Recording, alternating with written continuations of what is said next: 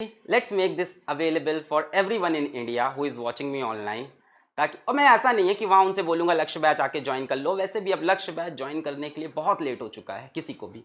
सो मैं किसी को ये नहीं कहूँगा कि लक्ष्य बैच, इसके लिए मेरी टीम से मुझको मिलेगा कि ऐसा क्यों बोल रहे हो लेट, बट ये सच है। सो मैं ये नहीं कह रहा किसी से वहाँ ज्वाइन कर लूँ, ऐसा कुछ नहीं है। Just make this available to complete my series of class 12 physics जो मेरी खाली है, बस इसलिए कह रहा था।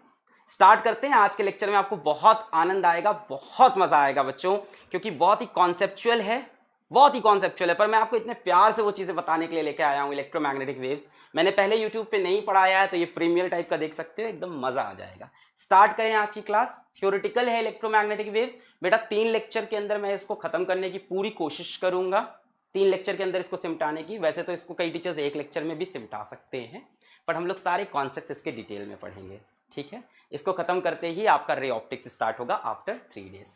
Let start today's lecture. अब इसको छोड़ते हैं, देना चाहिए नहीं देना चाहिए। Let's get into the feel of this chapter. Okay, start किया जाए। 1 2 3। हेलो बच्चों, क्या हालचाल? बढ़िया एकदम। So I welcome all of you to the super Lakshya batch for class 12 boards, JEE mains and NEET. और आज हम शुरू करने जा रहे हैं अपना एक अनदेखा चैप्टर जो शायद आपने YouTube पे भी ना देखा हो, दैट इज इलेक्ट्रोमैग्नेटिक वेव। बेटा इलेक्ट्रोमैग्नेटिक वेव का आज पहला लेक्चर है, और आज मैं सच बताऊं आपसे, मैं आपसे इलेक्ट्रोमैग्नेटिक वेव की कोई बात ही नहीं करूंगा। आज मैं आपको इलेक्ट्रोमैग्नेटिक वेव के पीछे लेके जाऊंगा कि कौन इस कॉन्सेप्ट को लेके आया और कैसे ये कॉन्सेप्ट डेवलप हुआ। आज ये बहुत आसान है कि इलेक्ट्रोमैग्नेटिक वेव को हम एक्सेप्ट कर चुके हैं और बहुत इजीली मान चुके हैं कि जितनी भी वेव्स हमारे अगल बगल हैं, most of them are electromagnetic waves.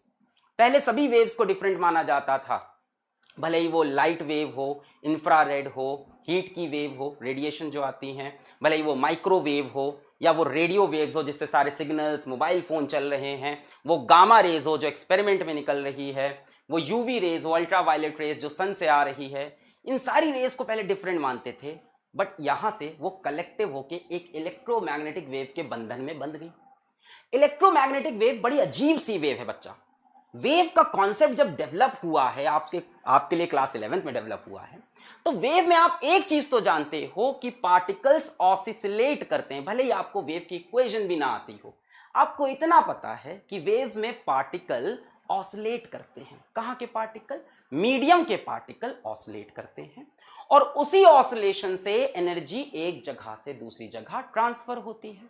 अब जैसे हम साउंड वेव की बात करें बच्चा, साउंड वेव्स में क्या होता है? मैंने यहां से बोला चूहा।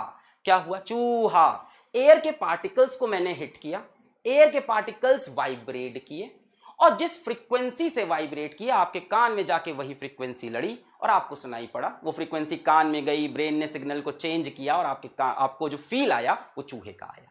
सो हुआ क्या? मीडियम के पार्टिकल वाइब्रेट करके इस चूहा वर्ड को मेरे मुंह से आपके कान तक ले गए, इस एनर्जी को वहां तक ले गए। पर बेटा प्रॉब्लम कहां हुई? जब लाइट वेव्स की बात हुई। लाइट वेव्स अगर आप सिंपल एकदम देखो कि सन से अर्थ तक लाइट आ रही है, अल्ट्रावायलेट रेज भी आ रही, इंफ्रारेड रेज भी आ रही है, पर बेटा सन तो हमसे इतना दूर है और बीच में ढेर सारा वैक्यूम है, कोई मटेरियल नहीं है। तो वो क्या चीज है जो वाइब्रेट कर रही है कि लाइट की एनर्जी, हीट की एनर्जी हम तक पहुंच जा रही है? धूप में खड़े हो रहे, बड़ी गर्मी लग रही है, बेटा ये रेडिएशन आई कैसे? ये ट्रैवल कैसे कर गई? कैसे ट्रैवल कर गई है? कैसे पार्टिकल्स ऑसिलेट किए जबकि वहां तो वैक्यूम में पार्टिकल्स हैं ही नहीं? बेटा ये जो अजीब तरह की वेव मिली, इसको बोला गया इलेक्ट्रोमैग्नेटिक वेव, जिसको पार्टिकल्स की जरूरत नहीं, जिसको मीडियम की जरूरत नहीं। खतरनाक वेव डिस्कवर हुई है जिसको पार्टिकल्स की जरूरत नहीं। बेटा पार्टिकल ऐसे ऑसिलेट करते थे, कई बार ऐसे भी ऑसिलेट करते थे, वो तो भाई अलग अलग तरह की वेव है, transverse wave, longitudinal wave. In any condition भाई पार्टिकल के होने की जरूरत तो थी। वेव्स ऑन स्ट्रिंग देखा है आपने? फील तो लो कि इलेक्ट्रोमैग्नेटिक वेव क्या है, क्यों अलग से चैप्टर क्यों बना दिया इसके नाम से? क्यों नहीं इसको वेव के साथ 11 में पढ़ा दिया, या क्यों नहीं इसको वेव ऑप्टिक्स में पढ़ाया गया, अलग क्यों रखा है ना? एनसीईआरटी तक ने अलग रखा, जबकि एनसीईआरटी सारे चैप्टर्स को मिलाने में बिलीव करती है। मान लो एक रस्सी है, वेव्स ऑन स्ट्रिंग, मैंने रस्सी को यहां से ऐसे पटका, पुटुक पुटुक पुटुक, वेव्स बनती हुई यहां से वहां गई। बेटा आप ध्यान से देखो, इसमें रस्सी का एक एक पार्टिकल वाइब्रेट किया है, तो यहां पे भी मीडियम था, मीडियम के पास पार्टिकल थे। बेटा आप वाटर में बनने वाले रिपल्स देखो, रिपल समझते हो, जो पत्थर अगर वाटर में मारो तो ऐसे सुर्र करके बाहर आते हैं। तो बेटा उसमें क्या होता है, वाटर के मॉलिक्यूल्स अपनी जगह पे वाइब्रेट करते हैं, तो पार्टिकल्स तो हैं। इलेक्ट्रोमैग्नेटिक वेव में दिमाग खराब हो गया यार, बीच में वैक्यूम है फिर भी एनर्जी वहां से यहां अपने पास आ रही है। रस्सी में तो समझ में आता है, तुम उस एंड पे खड़े हो, मैं यहां से फटका मारूं तुमको वहां फटका लगेगा। फटके को लेकर कौन गया, झटके को लेकर कौन गया, रस्सी लेके गई। पर इलेक्ट्रोमैग्नेटिक वेव में वैक्यूम से चीज यहां तक कैसे आई, बड़ी कंफ्यूजिंग थी। और ये आई बच्चों due to the oscillation. Wave मतलब ऑसिलेशन, वेव मतलब ऑसिलेशन, वेव मतलब ऑसिलेशन, आई रिपीट, वेव मतलब ऑसिलेशन। तो बेटा इलेक्ट्रोमैग्नेटिक वेव में क्या ऑसिलेट किया, पार्टिकल तो है ही नहीं। फिर यार बड़ी डिस्कवरी के बाद समझ में आया कि इलेक्ट्रोमैग्नेटिक वेव में इलेक्ट्रिक फील्ड और मैग्नेटिक फील्ड ऑसिलेट कर रहे हैं। हाँ, मतलब ऐसी फिजिकल क्वांटिटीज जो दिख नहीं रही हैं, इमेजिनरी टाइप की हैं, विजिबल नहीं है, इनविजिबल चीजें वाइब्रेट कर रही है, electric field and magnetic field. और शायद आपको पता हो कि इलेक्ट्रोमैग्नेटिक वेव के अंदर इलेक्ट्रिक फील्ड का वाइब्रेशन और मैग्नेटिक फील्ड का वाइब्रेशन एक दूसरे से परपेंडिकुलर होता है, एक दूसरे से परपेंडिकुलर। अगर इलेक्ट्रिक फील्ड ऐसे वाइब्रेट करेगी या ऐसे ऑसिलेट करेगी तो मैग्नेटिक फील्ड ऐसे ऑसिलेट करेगी, परपेंडिकुलर। और बेटा सबसे कमाल की बात यह है, सबसे कमाल की बात यह है कि इलेक्ट्रिक फील्ड ऐसे वाइब्रेट करेगी, मैग्नेटिक फील्ड ऐसे वाइब्रेट करेगी और वेव यूं आगे बढ़ेगी। वेव का मोशन अगर ऐसे हो रहा है एक्स में, एक्स में इलेक्ट्रिक फील्ड वाइब्रेट, एक वेव का मोशन एक्स में, इलेक्ट्रिक फील्ड वाइब्रेट वाई में, मैग्नेटिक फील्ड वाइब्रेट जेड में। तीनों म्यूचुअली परपेंडिकुलर होते हैं। वेव जो चल रही है जुक जुक जुक जुक जुक जुक जुक जुक ऐसे, वेव का मोशन कैसा है, एनर्जी ऐसे जा रही है इस स्ट्रेट लाइन में, ये एनर्जी का ट्रैवल करने का डायरेक्शन, ये वेव के ट्रैवल करने का डायरेक्शन। इलेक्ट्रिक फील्ड ऐसे वाइब्रेट, मैं आता हूं इधर से, रुको, 1 2 3, जिक जिक जिक जिक जिक जिक जिक जिक जिक जिक जिक जिक, ये है फील हुआ, फिर से आता हूं, देखो ऐसे जिक जिक जिक जिक जिक जिक जिक जिक जिक जिक जिक, वेव ऐसे आगे बढ़ रही, इलेक्ट्रिक फील्ड ऐसे वाइब्रेट कर रही और मैग्नेटिक फील्ड ऐसे वाइब्रेट कर रही। तो ये अजीब सी वेव जिसमें इलेक्ट्रिक फील्ड मैग्नेटिक फील्ड एक दूसरे के परपेंडिकुलर है, इसको बोला इलेक्ट्रोमैग्नेटिक वेव। बेटा इसमें बहुत से सवाल है दिमाग में। जैसे सबसे पहला सवाल, इलेक्ट्रिक फील्ड को बनाने के लिए क्या चाहिए होता है, चार्ज। आज के लेक्चर की लेंथ में मत जाना, मजा लेके जाना आज। इलेक्ट्रिक फील्ड को बनाने के लिए, इसके बाद देख लेना कहीं से भी ऐसा फील मिले तो, इलेक्ट्रिक फील्ड को बनाने के लिए क्या चाहिए होता है, चार्ज चाहिए होता है। सभी को पता है इलेक्ट्रिक फील्ड चार्ज से बनती है। और मैग्नेटिक फील्ड को बेटा बनाने के लिए क्या चाहिए होता है, मैग्नेटिक फील्ड करंट से बनती है या मैग्नेट से बनती है, करंट से बन जाती है या मैग्नेट से। पर बेटा इस रास्ते में ना चार्ज है ना मैग्नेट है, तो ये इलेक्ट्रिक फील्ड मैग्नेटिक फील्ड बन कैसे रही है लगातार, इसको बना कौन रहा है पूरे रास्ते, कौन है जो इलेक्ट्रिक फील्ड को वहां से लेके यहां तक बना रहा है, मैग्नेटिक फील्ड को वहां से यहां तक बना रहा है। ऐसे हजारों सवाल आते हैं इलेक्ट्रोमैग्नेटिक वेव को देखने के बाद, और इन्हीं सवालों की आज हम बेसिक्स पढ़ेंगे। आज इलेक्ट्रोमैग्नेटिक वेव का नाम नहीं लूंगा, बट आपको आज फील दूंगा कि कैसे इसका इंट्रोडक्शन हुआ। स्टार्ट करें, एकदम डिफरेंट तरह की फिजिक्स आज स्टार्ट होने जा रही है। Yes, my name is Alakh Pandey and this is your beautiful सा app Physics Wallah. Let us start this lecture. तो बेटा जी टुडेज गोल, सबसे पहले हमें पढ़ना है डिस्प्लेसमेंट करंट, उसके बाद हमें पढ़ना है मैक्सवेल्स इक्वेशन।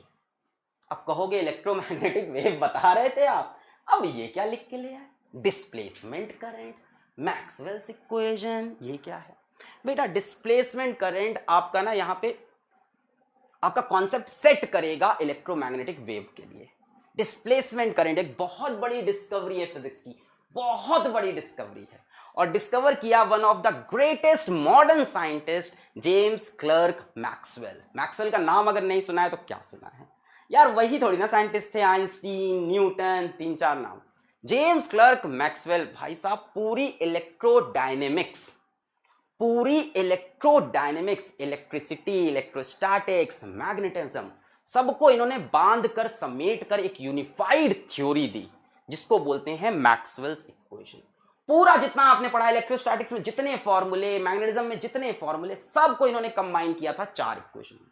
और उन्होंने ही डिस्कवर किया है डिस्प्लेसमेंट करंट। आओ देखो, बड़ा मजा आएगा इसमें। स्टार्ट करते हैं डिस्प्लेसमेंट करंट से। आ जाओ भाई, शुरू करते हैं। मैक्सवेल्स डिस्प्लेसमेंट करंट इन्हीं का है। हाँ। आओ हिस्ट्री में चलते हैं। इन 1831, जरा समय पे ध्यान दो, बहुत पुरानी बातें हैं। इन 1831 Michael Faraday gave Faraday's laws of electromagnetic induction, according to which a change in magnetic flux produces an induced EMF। हम सभी को पता है ये बात कि जब भी मैग्नेटिक फ्लक्स चेंज होता है EMF इंड्यूस होता है। Whenever there is a change in magnetic flux along the ends of a conductor, an EMF is induced in the conductor।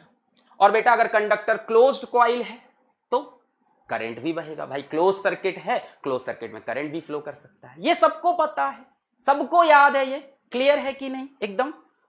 Faraday's laws of electromagnetic induction, whenever there is a change in magnetic flux, an EMF is induced in a conductor।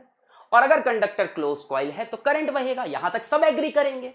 अच्छा चलो थोड़ा सा इसको analyse करते हैं। बेटा ये मेरे पास एक कंडक्टर है, पीले रंग का, ऐसी दिखा दिया। सोना है, सोना नहीं है, कापर है, अब जिस भी रंग का है, कंडक्टर है। इन शॉर्ट ये मेरे पास एक कंडक्टर है। ठीक है, ठीक है बेटा। मैंने क्या किया, यहां पे एक मैग्नेटिक फील्ड बनाई। कैसे बनाएंगे, किसी भी तरह से बना सकते हैं। यहां एक बड़ा सा नॉर्थ पोल रख दिया, कंडक्टर के पीछे बड़ा सा साउथ पोल रख दिया। मैग्नेटिक फील्ड लाइंस नॉर्थ से साउथ जाने लगी। यहां पे एक नॉर्थ पोल, पीछे एक south pole, magnetic field lines. फिर बेटा मैंने जो मैग्नेटिक फील्ड ली वो कैसी है, इंक्रीजिंग विद टाइम। ये मैग्नेटिक फील्ड समय के साथ बढ़ रही है। अच्छा बेटा अगर मैग्नेटिक फील्ड समय के साथ अंदर की तरफ बढ़ रही है तो क्या इस तरफ का, अंदर की तरफ का मैग्नेटिक फ्लक्स भी इंक्रीज करेगा? अगर मैग्नेटिक फील्ड अंदर की तरफ बढ़ रही है तो क्या अंदर जाने वाला मैग्नेटिक फ्लक्स भी बढ़ेगा? B.A बढ़ेगा कि नहीं बढ़ेगा? बढ़ेगा बेटा। मतलब लगातार मैग्नेटिक फ्लक्स चेंज हो रहा है कि नहीं? हाँ, लगातार मैग्नेटिक फ्लक्स इंक्रीज कर रहा है। अब लेंज लॉ क्या कहता है कि जो चेंज हो रहा है उसको अपोज कर दो। तो बेटा हमें इस मैग्नेटिक फ्लक्स जो बढ़ रहा है उसको घटाना होगा। घटाने का तरीका क्या है कि इसमें करंट फ्लो करने लगेगा, इंड्यूस्ड EMF बनेगा। Faraday's law, whenever there is a change in magnetic flux an EMF is induced। और बेटा क्लोज कॉइल है तो करंट बहेगा। तो बेटा करंट किधर बहेगा? कमेंट सेक्शन में भर भर के लिख के आ रहा है, एंटी क्लॉकवाइज करंट बहेगा। सबने बताया करंट कैसे बहेगा, एंटी क्लॉकवाइज। बेटा ऐसा करंट बहाएंगे इस तरह का एंटी क्लॉकवाइज तो मैग्नेटिक फील्ड किधर की बनेगी? बाहर की। अगर करंट ऐसे बहा एंटी क्लॉकवाइज तो मैग्नेटिक फील्ड, देखो करंट ऐसे, मैग्नेटिक फील्ड किधर बनी? बाहर की तरफ की बनी। और बाहर की मैग्नेटिक फील्ड बनने से बाहर की तरफ फ्लक्स बनने लगेगा और ये फ्लक्स जो इंक्रीज कर रहा है उसको अपोज कर लेंगे। बहुत आसान है। तो हम सभी ने इस बात पे एग्री किया, कि जो करंट बहेगा वो कुछ इस दिशा में बहेगा, ऐसे। सभी ने एग्री किया कि जो हमारा करंट बहेगा वो कुछ इस दिशा में बहेगा, यूं। सभी ने बोला ठीक है। अब बेटा मेरा आपसे बहुत सिंपल सवाल है कि करंट क्यों बहा? ये करंट क्यों बहा? बहुत ही सिंपल सवाल है। करंट फ्लो क्यों हुआ? इसका आंसर आप दो। अब आप कहोगे सर फैराडेज लॉ की वजह से। मैग्नेटिक फ्लक्स चेंज हुआ तो EMF आया। EMF मतलब पोटेंशियल डिफरेंस से करंट। कुछ और रीजन बताओ यार। करंट बहा मतलब इलेक्ट्रॉन चला। बेटा अगर करंट इस तरफ बह रहा है तो ये श्योर सी बात है कि इलेक्ट्रॉन इधर मूव किया होगा। बेटा इलेक्ट्रॉन को कौन मूव करा रहा है? मैग्नेटिक फील्ड तो इलेक्ट्रॉन को मूव नहीं करा सकती है। मैग्नेटिक फील्ड जो रेस्ट पे चार्ज होता है उस पे फोर्स नहीं लगा सकती। दिमाग पे जोर डालो।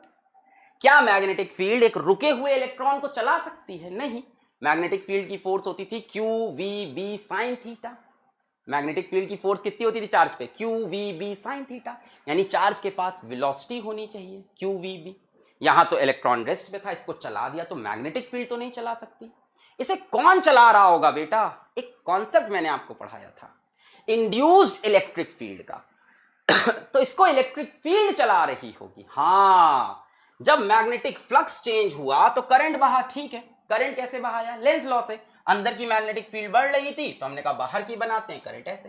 करंट ऐसे मतलब इलेक्ट्रॉन उसके अपोजिट। इलेक्ट्रॉन को चला नहीं सकती मैग्नेटिक फील्ड, मैग्नेटिक फील्ड नहीं चला सकती। मैग्नेटिक फील्ड की फोर्स होती है QVB sin थीटा। वेलोसिटी होनी चाहिए चार्ज के पास, रेस्ट वाले चार्ज को नहीं। रेस्ट वाले चार्ज को कौन चला सकता है? Electric field. इसका मतलब यहां पे एक इलेक्ट्रिक फील्ड बनी, और उस इलेक्ट्रिक फील्ड का डायरेक्शन क्या होगा जरा सोचो। नेगेटिव चार्ज इधर जा रहा, यानी इलेक्ट्रिक फील्ड इसके अपोजिट होगी। नेगेटिव चार्ज पे फोर्स किधर लगती है? अपोजिट टू इलेक्ट्रिक फील्ड लगती है कि नहीं? The force on negative charge is opposite to the direction of electric field.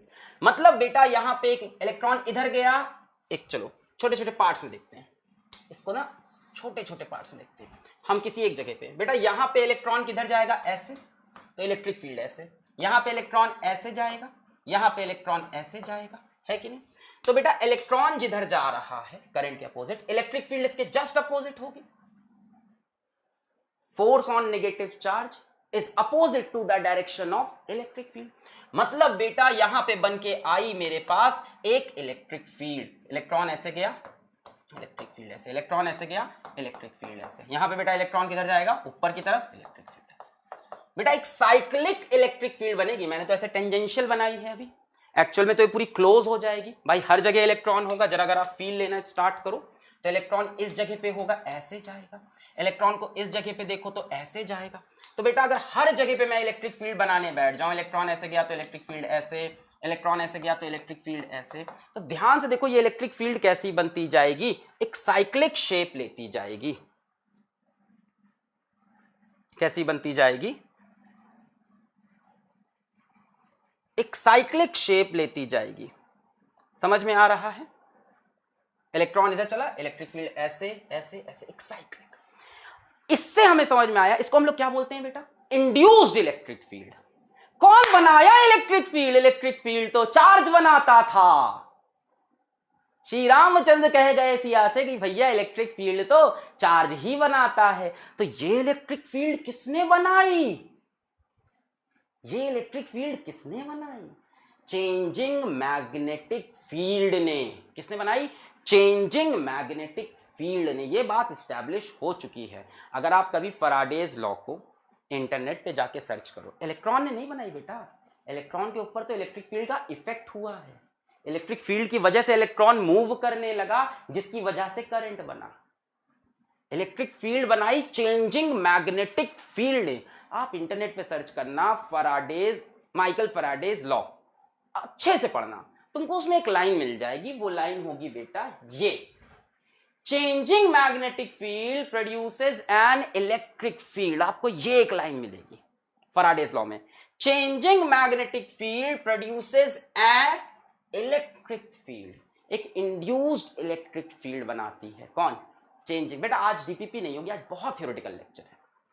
अगर आपको याद हो, इसको हम लोग बोलते थे इंड्यूस्ड इलेक्ट्रिक फील्ड। मैंने आपको पढ़ाया था और बताया था, बोर्ड के सिलेबस में नहीं है, जेई के सिलेबस में है, आपके नीट के सिलेबस में है। अच्छे लेवल के सवाल कराए थे इसके, अगर आपको याद हो तो, है ना? बोर्ड का टॉपिक नहीं था, बट अभी मैंने आपको इसीलिए फिर से फील दिलाया।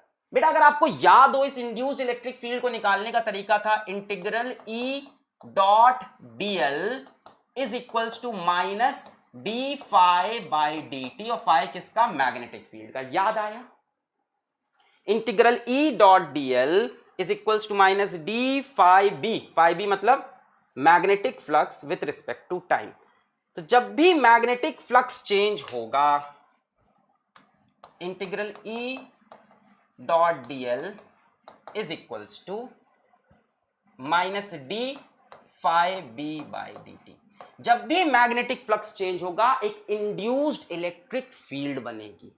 जब भी मैग्नेटिक फील्ड चेंज होगी, एक इंड्यूस्ड इलेक्ट्रिक फील्ड बनेगी। यह बात आपको क्लियर हो गई होगी कि मैग्नेटिक फील्ड अंदर की तरफ इंक्रीज की, हमें पता चल गया कि बाहर की तरफ मैग्नेटिक फील्ड बनेगी। Faraday's law and Lenz law कि ये इंक्रीज हो रही है, इसको डिक्रीज करने के लिए बाहर की तरफ मैग्नेटिक फील्ड, करंट ऐसे बहेगा। अब सवाल आता है करंट कैसे बना? करंट मतलब फ्लो ऑफ चार्ज। करंट इधर बना, इलेक्ट्रॉन इधर मूव कर रहा होगा। तो इलेक्ट्रॉन को मूव कौन कराया? मैग्नेटिक फील्ड रुके हुए इलेक्ट्रॉन पे फोर्स नहीं लगा सकती, वो फोर्स होती है QVB, इलेक्ट्रॉन के पास वेलोसिटी होनी चाहिए। रुके हुए इलेक्ट्रॉन को मूव करा सकती है इलेक्ट्रिक फील्ड। अगर इलेक्ट्रॉन ऐसे जा रहा है तो इलेक्ट्रिक फील्ड ऐसे होगी, force on negative charge is opposite to electric field. यानी हम ये कंक्लूड कर सकते हैं अब, changing magnetic field produces an electric field. ये मैक्सवेल ने नहीं कहा, ये फराडे का ही लॉ है बच्चा। फराडे की अगर आप मेन इक्वेशन देखोगे तो उन्होंने यही इक्वेशन दे रखी है जिसको आप इस तरह से पढ़ते हो, whenever there is a change in magnetic flux and EMF is induced where E is equals to minus d phi by dt, जिसको आप ऐसे पढ़ते हो। इसी चीज को बेटा आप ऐसे पढ़ रहे थे, E is equals to minus d phi by, इसी चीज को आप ऐसे पढ़ रहे थे कि जो EMF इंड्यूस होता है that is rate of change of magnetic flux. ये तो याद होगा, ये तो सिंपल फैराडेज लॉ बेटा, ये तो मत बोलना नहीं पढ़ा आपने, ये तो मैंने आपको भाई घोट घोट के पढ़ाया था कि जब भी मैग्नेटिक फ्लक्स चेंज होगा तो EMF बनेगा। क्लियर है बेटा? वोल्टेज होता क्या है? E.dl का इंटीग्रेशन। आय हाय हाय, इलेक्ट्रोस्टैटिक्स भी आ गई बेटा। आज का लेक्चर में पूरे इलेक्ट्रिसिटी और पूरा मैग्नेटिज्म कंबाइन होगा, इलेक्ट्रोमैग्नेटिक वेव। मैक्सवेल इक्वेशन में सारा कुछ आ जाता है। तो देखो ना, ईएमएफ होता क्या है, वोल्टेज होता क्या है बेटा, what is delta we? Voltage क्या होता है? E.dl का इंटीग्रेशन। वोल्टेज क्या होता है? E.dl का इंटीग्रेशन ही तो होता है डेल्टा वी। तो देखो ना, E.dl को ही तो इन्होंने ईएमएफ लिख दिया। ये आपको पढ़ाने के लिए उसका एक इजी फॉर्मेट था। एक्चुअल में फराडे ने ये इक्वेशन दी थी, एक्चुअल में फराडे का स्टेटमेंट ये था कि changing magnetic field induces an electric field. आया चलो, यहां तक बात सभी को क्लियर हो गई। ये फराडे बोल के गए हैं, ये कोई नई चीज नहीं थी। आगे बढ़ते हैं।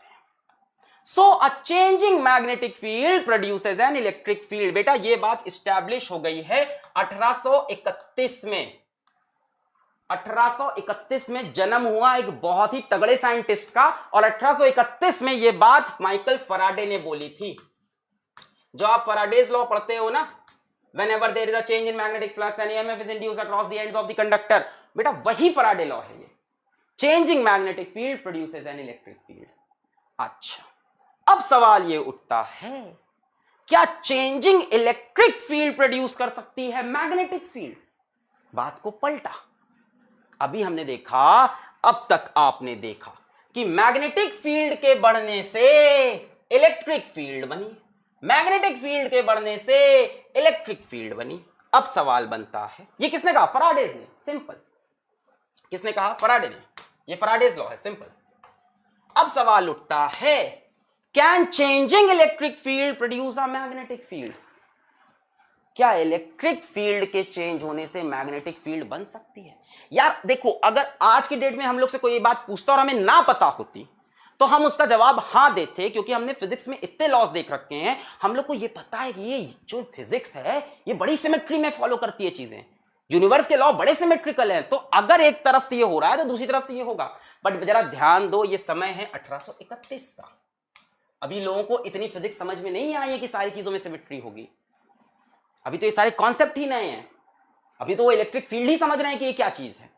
अब उनसे कोई कह रहा है चेंजिंग इलेक्ट्रिक फील्ड क्या मैग्नेटिक फील्ड बनाएगी? तो 1831 में जब ये लॉ बना, उसी समय जन्म हुआ जेम्स क्लर्क मैक्सवेल का। मैं बोलता हूं हेलो बच्चों, ये बोलते हैं यस बच्चों। इन्होंने बोला जी हाँ ये चीज होती है। क्यों? इन्होंने बस इसी पॉइंट पे बोला कि भाई नेचर में सिमेट्री है, ये होगा। अगर मैग्नेटिक फील्ड के चेंज होने से इलेक्ट्रिक फील्ड बनती है, फिर से देखेंगे, अगर मैग्नेटिक फील्ड के इंक्रीज करने से एक इलेक्ट्रिक फील्ड बन रही है तो इलेक्ट्रिक फील्ड के इंक्रीज करने से भी एक मैग्नेटिक फील्ड बनेगी। किसने कहा? James clerk Maxwell. अब भाई ये तो बच्चे हैं इन लोग के सामने, जब ये लॉ देके गए तब भैया ये समझ रहे हो मतलब क्या कर रहे थे अपनी पैंट में समझ गए? तो ये तो बहुत ही छोटे थे उस टाइम पे। अब भाई इनकी बात कौन माने, इतने यंग इंसान। इन्होंने कहा हम प्रूफ करेंगे, हम एक्सपेरिमेंट करेंगे, डिस्कवरी करेंगे और करके दिखाएंगे। और इन्होंने करके दिखा दिया भाई। बहुत तगड़ा आदमी, बहुत तगड़ा साइंटिस्ट। इस बंदे ने एक एक्सपेरिमेंट के थ्रू अपनी ये बात प्रूफ कर दी। क्या एक्सपेरिमेंट है? Maxwell experiment to prove his point, अपना पॉइंट। क्या पॉइंट है मैक्सवेल का? Changing electric field produces an magnetic field. आइए देखते हैं बेटा। एक्सपेरिमेंट समझने के लिए आपको basic electrostatics, basic current electricity, basic magnetism आना चाहिए, क्योंकि ये सब कंबाइन होंगी चीजें, सिर्फ बेसिक, बहुत हाई फाई नहीं। बेटा इन्होंने क्या किया, एक पैरेलल प्लेट कैपेसिटर लिया। Consider a parallel plate capacitor being charged bye a battery. यहां पे एक बैटरी ली और इस कैपेसिटर को चार्ज करेंगे। आप कैपेसिटर पढ़ते हो ना, पैरेलल प्लेट, मैंने बताया था पैरेलल प्लेट जरूरी नहीं है कि रेक्टेंगुलर हो, बस पैरेलल होनी चाहिए और शेप सेम होना चाहिए दोनों प्लेट का। दोनों प्लेट का शेप सेम है, सर्कुलर भी हो सकती है, डायमेंशन सेम होनी चाहिए, डायमेंशन सेम है। अच्छा बच्चों, जैसे ही मैंने ये स्विच बंद किया, जैसे ही स्विच बंद किया बेटा, ये वाला, ये भी अनचार्ज है, अभी ये भी अनचार्ज है, अभी तो कैपेसिटर की प्लेट अनचार्ज, कंडक्टर लगे हैं दो। कैपेसिटर मतलब क्या, अरे दो प्लेट लगी है कॉपर की, दो प्लेट लगी है कंडक्टर की, किसी भी कंडक्टर की। अच्छा बेटा, जैसे ही मैं इसको क्लोज करूंगा, ये बैटरी का नेगेटिव टर्मिनल, ये पॉजिटिव, ये नेगेटिव पोटेंशियल पे ये पॉजिटिव। बेटा इसके ऊपर कोई पोटेंशियल नहीं, इसके ऊपर भी नहीं। नेगेटिव पोटेंशियल क्या करेगा भाई साहब, यहां से पॉजिटिव चार्ज खींचेगा, यहां से कहेगा हम अपने में से चार्ज निकालो, डीक्यू चार्ज निकालो अपने में से, या ऐसे समझ लो कि यहां से इलेक्ट्रॉन भेज देगा इधर, दोनों तरह समझ सकते हो। नेगेटिव टर्मिनल इधर इलेक्ट्रॉन भेज देगा, तो यहां पे नेगेटिव चार्ज आता जाएगा, और इलेक्ट्रॉन कहां से भेजेगा, बैटरी के पास खुद का कोई इलेक्ट्रॉन तो है नहीं, दुकान तो है नहीं उसके पास, बैटरी सर्किट से ही इलेक्ट्रॉन लेके सर्किट को देती है। तो पॉजिटिव टर्मिनल क्या करेगा, यहां से इलेक्ट्रॉन खींचकर इधर चिपका देगा। पहले इलेक्ट्रॉन के टर्म्स में समझो क्या होगा। जैसे ही हम सर्किट क्लोज करेंगे, जैसे ही हम सर्किट क्लोज करेंगे, जैसे ही हम सर्किट क्लोज करेंगे, जैसे ही हम सर्किट क्लोज करेंगे, क्या होगा, यहां पॉजिटिव है, यहां से इलेक्ट्रॉन खींचेगा भाई प्लस, यहां जीरो, तो इलेक्ट्रॉन पॉजिटिव की तरफ भागा और यहां से होता हुआ यहां गया, मतलब बेटा यहां पे नेगेटिव चार्ज आएगा।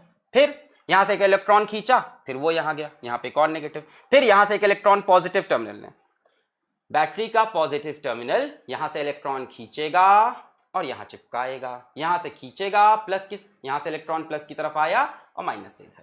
तो बेटा ऐसे सोच सकते हो कि इलेक्ट्रॉन इधर गया, या ऐसे भी सोच सकते हो कि यहां से एक प्लस डीक्यू चार्ज निकला और इधर जाकर चिपक गया, यहां से प्लस डीक्यू इसने निकाला और इधर चिपका दिया। ऐसे समझ लो इलेक्ट्रॉन निकल के इधर गया नेगेटिव चार्ज, या प्लस डीक्यू यहां से यहां गया, तो बेटा प्लस डीक्यू निकला और यहां से आके प्लस डीक्यू इधर चिपक गया। ठीक है, अच्छा चार्ज का मोशन होने लगा। अगर आपको समझ में आ रहा हो, फील आ रहा हो, तो भाई ये कैपेसिटर चार्ज हो रहा है, ये कैपेसिटर अनचार्ज है। यहां से डीक्यू निकालोगे, इसके ऊपर नेगेटिव चार्ज आएगा, वही डीक्यू यहां चिपकेगा, इसके ऊपर पॉजिटिव, यहां से डीक्यू निकला, इस पे नेगेटिव, वही डीक्यू यहां चिपका, इसके ऊपर, ये कैपेसिटर चार्ज हो रहा है। अच्छा बेटा क्या इस टाइम इस सर्किट में कोई करंट बन जाएगा, चार्जिंग ऑफ कैपेसिटर, क्या इस टाइम सर्किट में कोई करंट बनेगा, भाई चार्ज का मोशन है तो करंट तो बनेगा ही, है ना। मैंने बोला भाई नेगेटिव प्लेट ने इधर से पॉजिटिव चार्ज खींचा और इधर लाके चिपका दिया, इधर से खींचा इधर लाके चिपका दिया। और समझना कैसे इसको, बेसिकली हो तो सब इलेक्ट्रॉन से रहा है, पॉजिटिव की तरफ इलेक्ट्रॉन आया होगा, इधर जाके चिपका होगा, इधर से आया इधर चिपका, इलेक्ट्रॉन यहां से निकला, यहां पे पॉजिटिव, यहां पे चिपका, यहां नेगेटिव। तो मैंने कहा यार इलेक्ट्रॉन को बताते हैं डीक्यू के टर्म्स में। अच्छा बेटा अगर डीक्यू ऐसे आ रहा है, डीक्यू का मोशन हो रहा है, मतलब यहां एक करंट आ चुका है, हम ये श्योर हो गए हैं कि चार्जिंग ऑफ कैपेसिटर शुरू हो गई है। और अगर चार्जिंग ऑफ कैपेसिटर स्टार्ट हो गई है तो आपको पता है ग्रोइंग करंट मिलता है बेटा हम लोग को। यहां एक करंट आ चुका है और करंट बेटा सिंपल क्या है, dq by dt, dq by dt, charge के मोशन की वजह से। बहुत बढ़िया। अब मेरा अगला सवाल आपसे बहुत अच्छा सवाल मैं पूछने जा रहा हूं। अच्छा dq आ रहा है, dq की वजह से क्या बना है बेटा, करंट बन गया इसी डायरेक्शन में। ठीक है, अब मेरा अगला सवाल जो आपसे, यहां लिख लेता हूं करंट नीचे थोड़ा, अगला सवाल मैं बहुत अच्छा पूछने जा रहा हूं आपसे, तैयार रहें एकदम। बेटा dq इधर चला मतलब करंट इधर चला। अब मेरे को आप बच्चा एक बात बताओ, एकदम दिल से बताना, कि अगर मैं यहां कोई एक पॉइंट x लूं, यहां मैं कोई एक पॉइंट x लूं, तो बेटा क्या इस पॉइंट x के अगल बगल एक मैग्नेटिक फील्ड बनेगी? सोच के आंसर दे। इस पॉइंट x के अगल बगल कोई मैग्नेटिक फील्ड बनेगी? दोनों तरह से सोचेंगे ये बात हम लोग। इस पॉइंट x के अगल बगल क्या कोई मैग्नेटिक फील्ड बनेगी? Yes, because of current. Current के अगल बगल बनती है मैग्नेटिक फील्ड। बेटा यहां करंट ऐसे होगा, बिल्कुल। अब इस करंट के अगल बगल बनेगी मैग्नेटिक फील्ड। हाँ, कैसे बनेगी बता सकते हो क्या? अंगूठे को रखेंगे करंट के डायरेक्शन में और फिंगर्स को कर्ल करेंगे, ये बनेगी मैग्नेटिक फील्ड, ऐसे सर्कुलर। यही बनेगी, अंगूठे को करंट की डायरेक्शन में, मैग्नेटिक फील्ड ऐसे सर्कुलर। यानी अगर मैं यहां पे मैग्नेटिक फील्ड को थोड़ा सा ड्रॉ करना चाहूं, थोड़ा सा फील करना चाहूं, तो क्या मैं मैग्नेटिक फील्ड को यहां पे कुछ इस प्रकार से बना सकता हूं, करंट इधर, सो मैग्नेटिक फील्ड ऐसी बनेगी। छी छी, कितना ही गंदा बनाया, थोड़ा अच्छा बनाते हैं। छी छी छी छी छी छी, very bad Alakh, very bad, very bad. हाँ, यहां पे अगर मैं देखूं तो कोई मैग्नेटिक, एक काम करते हैं, नीले रंग से बनाएंगे। हाँ हाँ, मैग्नेटिक फील्ड बेटा यहां पे कैसी बनेगी, करंट ऐसे, मैग्नेटिक फील्ड ऐसी बन जाएगी, है ना, इस तरह की। ये मैग्नेटिक फील्ड हर जगह कैसी होगी, टेंजेंशियल। बेटा करंट ऐसे, मैग्नेटिक फील्ड यहां से ऐसे बाहर आती हुई और नीचे ऐसे अंदर जाती हुई, करंट ऐसे, मैग्नेटिक फील्ड ऐसे ऊपर, यहां पे ऐसे बाहर और नीचे ऐसे अंदर जाती हुई। अच्छा बेटा, ये मैग्नेटिक फील्ड कितनी होगी, क्या आप मुझे बता सकते हो? और अगर बताओगे तो किस लॉ से बताओगे? एक छोटा सा सवाल है, मैं पानी पी लूं। क्या ये मैग्नेटिक फील्ड आप बता सकते हो कितनी है और कैसे बताओगे?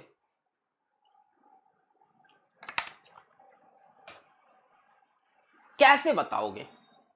बायोट सेवर्ट से मुझे नहीं लगता ये बन पाएगा, क्योंकि बेटा ये इनफाइनाइट वायर नहीं है। आई थिंक बायोट सेवर्ट इतना अच्छा वर्क नहीं करेगा यहां पे जितना कि, very good, ampere circuital law work करेगा। बेटा थोड़ा सा आपको दिमाग पे जोर डालना है। अगर हम एक्स पॉइंट पे ध्यान दें, अगर हम एक्स पॉइंट पे ध्यान दें और एक्स पे अगर हम एम्पियर सर्किटल लॉ लगाएं, अगर हम एक्स पे एम्पियर सर्किटल लॉ लगाएं, तो क्या हम लिख सकते हैं integral B dot D L is equals to mu naught times of I. याद है, closed integration of length B dot D l. बेटा इसके around B dot D l करके ऐड करना होता है, मैग्नेटिक फील्ड इधर, डीएल वेक्टर इधर, याद आया? यहां पे मैग्नेटिक फील्ड भी बाहर है, डीएल वेक्टर भी बाहर, B dot D L integrate करते थे, बी इंटू 2 पाई आर आएगा। अगर ये रेडियस आर ले लें तो बी इंटू 2 पाई आर आएगा पूरे का इंटीग्रेशन। ये रेडियस आर ले ले, डीएल जुड़ के 2 पाई आर, याद आ गया? अच्छा, is equals to mu naught times of net current inside it. अच्छा बेटा सवाल, क्या यहां करंट है? हाँ कि ना है, तो क्या यहां मैग्नेटिक फील्ड होगी? होगी। तो ठीक है भाई साहब, ये बात एकदम सही है। हमने एक काम किया, हमें थोड़ा सा अभी भी थोड़ा सा ट्रस्ट नहीं था, तो हमने इस ट्रस्ट को बनाने के लिए यहां पे एक मैग्नेटिक नीडल रख के देख ली, और मैंने देखा कि भाई नीडल यहां पे डिफ्लेक्ट हुई। नीडल क्या हुई? यहां पे डिफ्लेक्ट हुई।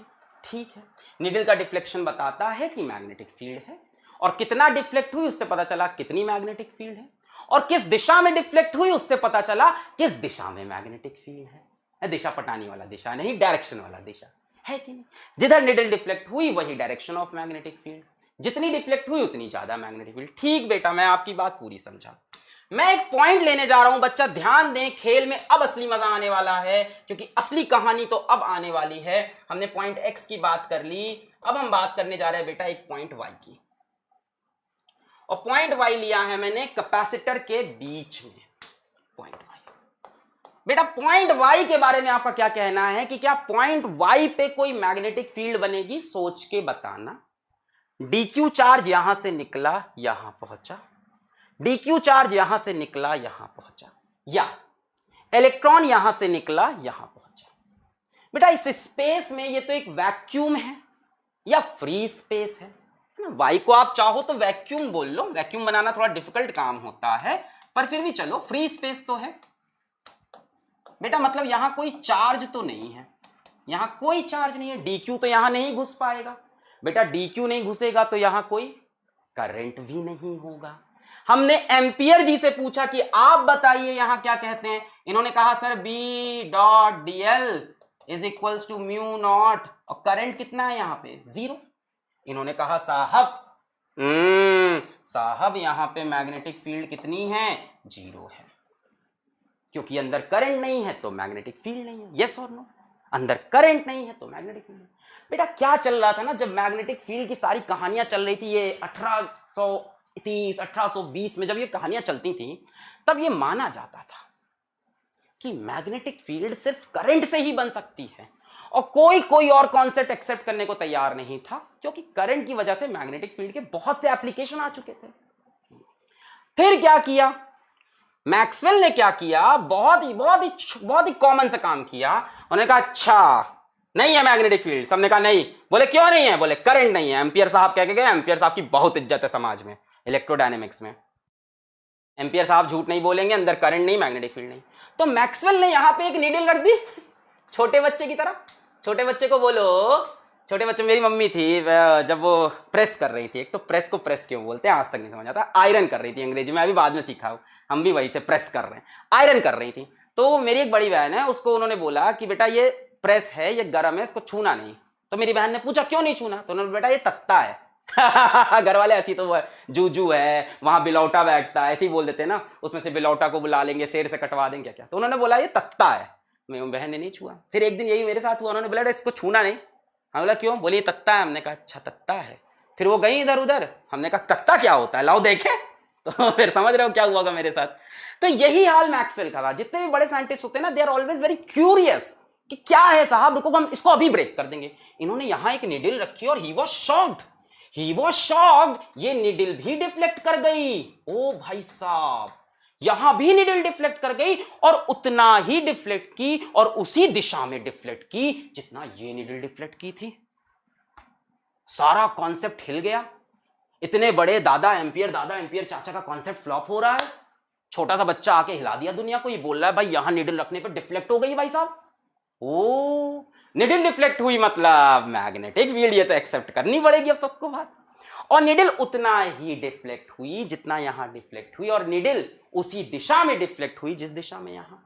अब सबने कहा कि सही है, आपने बता तो दिया, आपने ये बता दिया, अब आप बताइए ये कैसे हुआ है। मैक्सवेल ने कहा भैया जो मैं बोल रहा था वो मैं बता रहा हूं, है ना, राउडी राठौर की तरह, जो मैं बोलता हूं वो मैं करके दिखाता हूं। ठीक है, डीक्यू इधर ले लेते हैं। इन्होंने कहा साहब एक बात बताइए, करंट बढ़ रहा है ना, ग्रोइंग करंट है ना, धीमे धीमे चार्ज जा रहा है ना। अच्छा, तो यहां से डीक्यू चार्ज निकला तो यहां नेगेटिव चार्ज आएगा। सबने कहा हाँ। और डीक्यू चार्ज यहां चिपका तो यहां पॉजिटिव। सबने कहा मुंडी हिला के हाँ। इन्होंने कहा एक और डीक्यू निकला, यहां एक और नेगेटिव। सबने कहा हाँ। तो इन्होंने बोला यहां एक और पॉजिटिव। सबने कहा हाँ। इन्होंने कहा एक बात बताइए, एक प्लेट पे पॉजिटिव एक प्लेट पे नेगेटिव, आपको ये बात एक्सेप्ट करने में क्या दिक्कत है कि इसके अंदर इलेक्ट्रिक फील्ड बन रही होगी, कि भाई साहब इसके अंदर क्या बन रही होगी, इलेक्ट्रिक फील्ड। कितनी ही कॉमन सी बात बंदे ने बता दी। बोला भैया चार्ज इधर से इधर जा रहा है तो इसके अंदर क्या डेवलप हो रही होगी, एक इलेक्ट्रिक फील्ड डेवलप हो रही होगी। बन रही हो कि नहीं? हाँ, सिंपल सी बात है, यहां पॉजिटिव वहां नेगेटिव, इलेक्ट्रिक फील्ड। और शॉकिंग चीज उन्होंने क्या रियलाइज कराई सबको कि भाई साहब चार्ज यहां से एक और निकला, यहां नेगेटिव यहां पॉजिटिव, इलेक्ट्रिक फील्ड बढ़ जाएगी। चार्ज यहां से एक और निकला, एक और नेगेटिव एक और पॉजिटिव, इलेक्ट्रिक फील्ड बढ़ जाएगी। इलेक्ट्रिक फील्ड लगातार इंक्रीज कर रही है, इलेक्ट्रिक फील्ड लगातार इंक्रीज कर रही है और चेंजिंग इलेक्ट्रिक फील्ड बना रही है यहां पर मैग्नेटिक फील्ड। प्रूव कर दी अपनी बात को, चेंजिंग इलेक्ट्रिक फील्ड बना रही यहां पर मैग्नेटिक फील्ड। और इन्होंने कहा कि एम्पियर्स लॉ गलत है। मैक्सवेल ने अपोज कर दिया, मैक्सवेल ने एम्पियर्स लॉ को। इन्होंने बोल दिया कि भैया एम्पियर्स लॉ इज इनकंसिस्टेंट। उन्होंने देखा यहां पे नीडल डिफ्लेक्ट कर रही है इस जगह पे, मतलब इन्होंने के हिसाब से यहां पे भी मैग्नेटिक फील्ड होगी, it is not zero. Electric field बन रही है और इलेक्ट्रिक फील्ड लगातार चेंज हो रही है और चेंजिंग इलेक्ट्रिक फील्ड से बन रहा है यहां पे मैग्नेटिक फील्ड। इन्होंने कहा कि यह बात गलत है एम्पियर की। अभी समझाएंगे एम्पियर्स लॉ क्यों गलत है। अभी तुम मान लो एम्पियर्स लॉ सही है, अभी आगे बताएंगे। इनको और अपोजिशन हुआ ना, समाज ने इनको बहुत तिरस्कार किया, इन्होंने और भी चीजें बताई। अभी लोगों ने ये बात एक्सेप्ट थोड़ी ना कर ली इतनी आसानी से। इन्होंने बोला इलेक्ट्रिक फील्ड चेंज हो रही है तो मैग्नेटिक फील्ड बन रही है। पूरे समाज में जाके बताना स्टार्ट किया कि सुनो सुनो अंकल सुनो, वहां पे इलेक्ट्रिक फील्ड चेंज हुई है, मैग्नेटिक फील्ड बनी, मैंने देखा। अंकल ने बोला तुम्हारी बात सही है बेटा, you are right, you are very very right, मैं भी देख रहा हूं नीडल डिफ्लेक्ट कर रही है। नीडल डिफ्लेक्ट का मतलब यहां पे मैग्नेटिक फील्ड है, मैं भी मान रहा हूं, पर मैग्नेटिक फील्ड तो करंट से बनती है। अच्छा, फिर वो गए अब भाई किसी और के पास, दादाजी के पास गए ना, जो उस टाइम फिजिक्स के दादा होंगे, उनके पास गए, उनसे जाके बोले कि देखिए देखिए साहब यहाँ पे नीडल डिफ्लेक्ट कर रही है। उन्होंने पूछा हाँ मैग्नेटिक फील्ड है ये तो। उन्होंने बोला कैसे आई होगी। इन्होंने कहा अपना कॉन्सेप्ट समझाने लग गए कि यहां से यहां चार्ज मूव कर रहा होगा, यहां से डी क्यू निकला नेगेटिव, यहां पे डी क्यू जगह पॉजिटिव, इलेक्ट्रिक फील्ड बनी। एक और निकला और नेगेटिव और पॉजिटिव, इलेक्ट्रिक फील्ड बढ़ी। एक और निकला और नेगेटिव और पॉजिटिव, इलेक्ट्रिक फील्ड बढ़ी। उन्होंने कहा इलेक्ट्रिक फील्ड बढ़ रही है और चेंजिंग इलेक्ट्रिक फील्ड से मैग्नेटिक फील्ड बन रही है। दादाजी ने बोला मैग्नेटिक फील्ड तो करंट से बनती है। यहां मैक्सवेल को ऑपोजिशन मिला सबका। दुनिया यह मानने को रेडी नहीं थी कि मैग्नेटिक फील्ड करंट के सिवा किसी और चीज से बन सकती है। तुम समझ नहीं रहे हो, तुम कह रहे हो कि प्रूफ तो कर दिया। बेटा ऐसे नहीं चलता ना। कोई चीज जो 100 साल से लो, मैं तुमसे आज बोल दूं अचानक से कि भाई मैं तुमसे आज अचानक से बोल दूं कि शेर जो होता है वो मांस नहीं खाता है, वो शाकाहारी होता है। पागल इंसान है, क्या बोल रहा है, ऐसा हो नहीं सकता। तो यही हाल था इनके साथ, कोई एक्सेप्ट नहीं कर रहा था इस बात को कि चेंजिंग इलेक्ट्रिक फील्ड से मैग्नेटिक फील्ड बन सकती है। तब इन्होंने क्या कहा, आइडिया ऑफ डिस्प्लेसमेंट करंट। इन्होंने कहा रुको, दुनिया जो भाषा समझ रही है उसको उसी भाषा में हम चिपका देते हैं ये बात अपनी। कैसे? चलो आइडिया देखो, क्या आइडिया दिया इन्होंने। कहा Maxwell said that not only current produces magnetic field but a changing electric field in vacuum या free space also produces magnetic field. ये बात इन्होंने बताई और आज के जमाने में ये बात सच है। अब ये बात एक्सेप्ट कर ली गई है कि मैग्नेटिक फील्ड के चेंज होने से इलेक्ट्रिक फील्ड बनती है और इलेक्ट्रिक फील्ड के चेंज होने से मैग्नेटिक फील्ड बनती है। अब एक्सेप्ट कर ली गई ये बात, मान ली गई है ये बात। पर तब कोई नहीं माना ये बात। Maxwell said that not only current produces magnetic field but a changing electric field in vacuum free space also produces magnetic field. सबने कहा नहीं भाई, इसमें तो करंट होना चाहिए, मैग्नेटिक फील्ड तो करंट से बनती है। मैक्सवेल ने कहा अच्छा नहीं सुनोगे मेरी, हम तुम्हारे करंट का पूरा थ्योरी ही बदल देंगे, तुम्हारे करंट की डेफिनेशन बदल देंगे। I will destroy this man whole career. इन्होंने ऐसा बोला, इन्होंने करंट की पूरा करियर डिस्ट्रॉय कर देंगे। तुम नहीं मान रहे ना कि मैग्नेटिक फील्ड इलेक्ट्रिक फील्ड से बन सकती है, तुमको चाहिए ना करंट से बनती है, रुको हम करंट से देंगे। इन्होंने कहा कि साहब करंट ना दो तरह का होता है। इन्होंने कहा जो तार में फ्लो करने वाला करंट है ये, जो तार में फ्लो करने वाला करंट है ये, जो तार में फ्लो करने वाला करंट है इसको हम बोलते हैं कंडक्शन करंट। इन्होंने कहा ये जो करंट है इसको हम बोलते हैं आईसी, कंडक्शन करंट। जो आप नॉर्मल करंट पढ़ते थे, traditional current, I is equals to D Q by D T वाला एक करंट ये होता है। इन्होंने कहा एक और करंट होता है, आप तो मानोगे नहीं यहां इलेक्ट्रिक फील्ड चेंज हो रही है। इन्होंने कहा एक और करंट होता है जिसको हम बोलते हैं आईडी। आईडी क्या? डिस्प्लेसमेंट करंट, करंट का डिस्प्लेसमेंट। करंट को डिस्प्लेस करके एक नया करंट आ गया। इन्होंने अपनी एक नई टर्मिनोलॉजी दे दी, डिस्प्लेसमेंट करंट। दुनिया जो भाषा सुनना चाहती थी इन्होंने उसी भाषा में दुनिया को समझाई कहानी कि यहां पे एक डिस्प्लेसमेंट करंट बनता है। अब बात थोड़ी लॉजिकल होने लगी।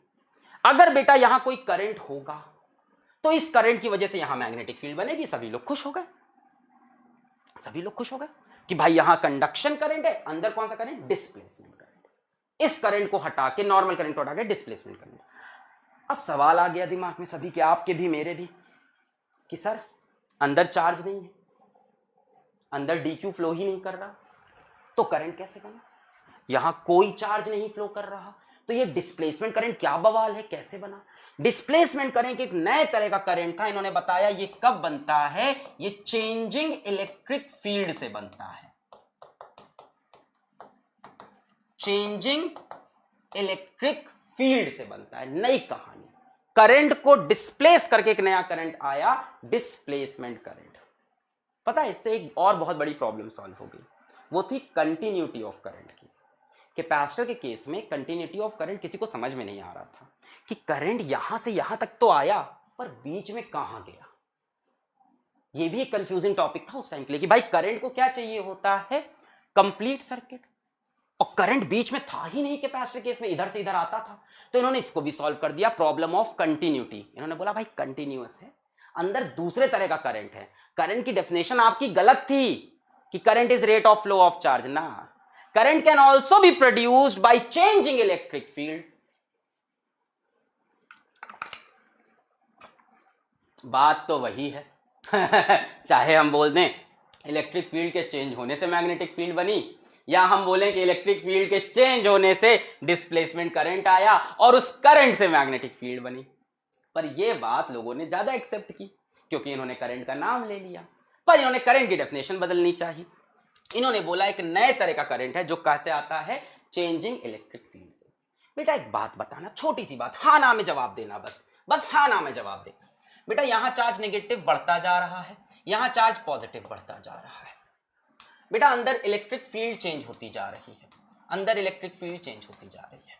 बेटा अगर अंदर इलेक्ट्रिक फील्ड चेंज होती जा रही है तो क्या अंदर इलेक्ट्रिक फ्लक्स भी बढ़ता जा रहा है? क्या इलेक्ट्रिक फ्लक्स भी चेंज हो रहा है? हाँ ना में सिर्फ जवाब दे दो इस बात का। मुझे समझ में आया, तुमको यहां तक फील आया कि नहीं?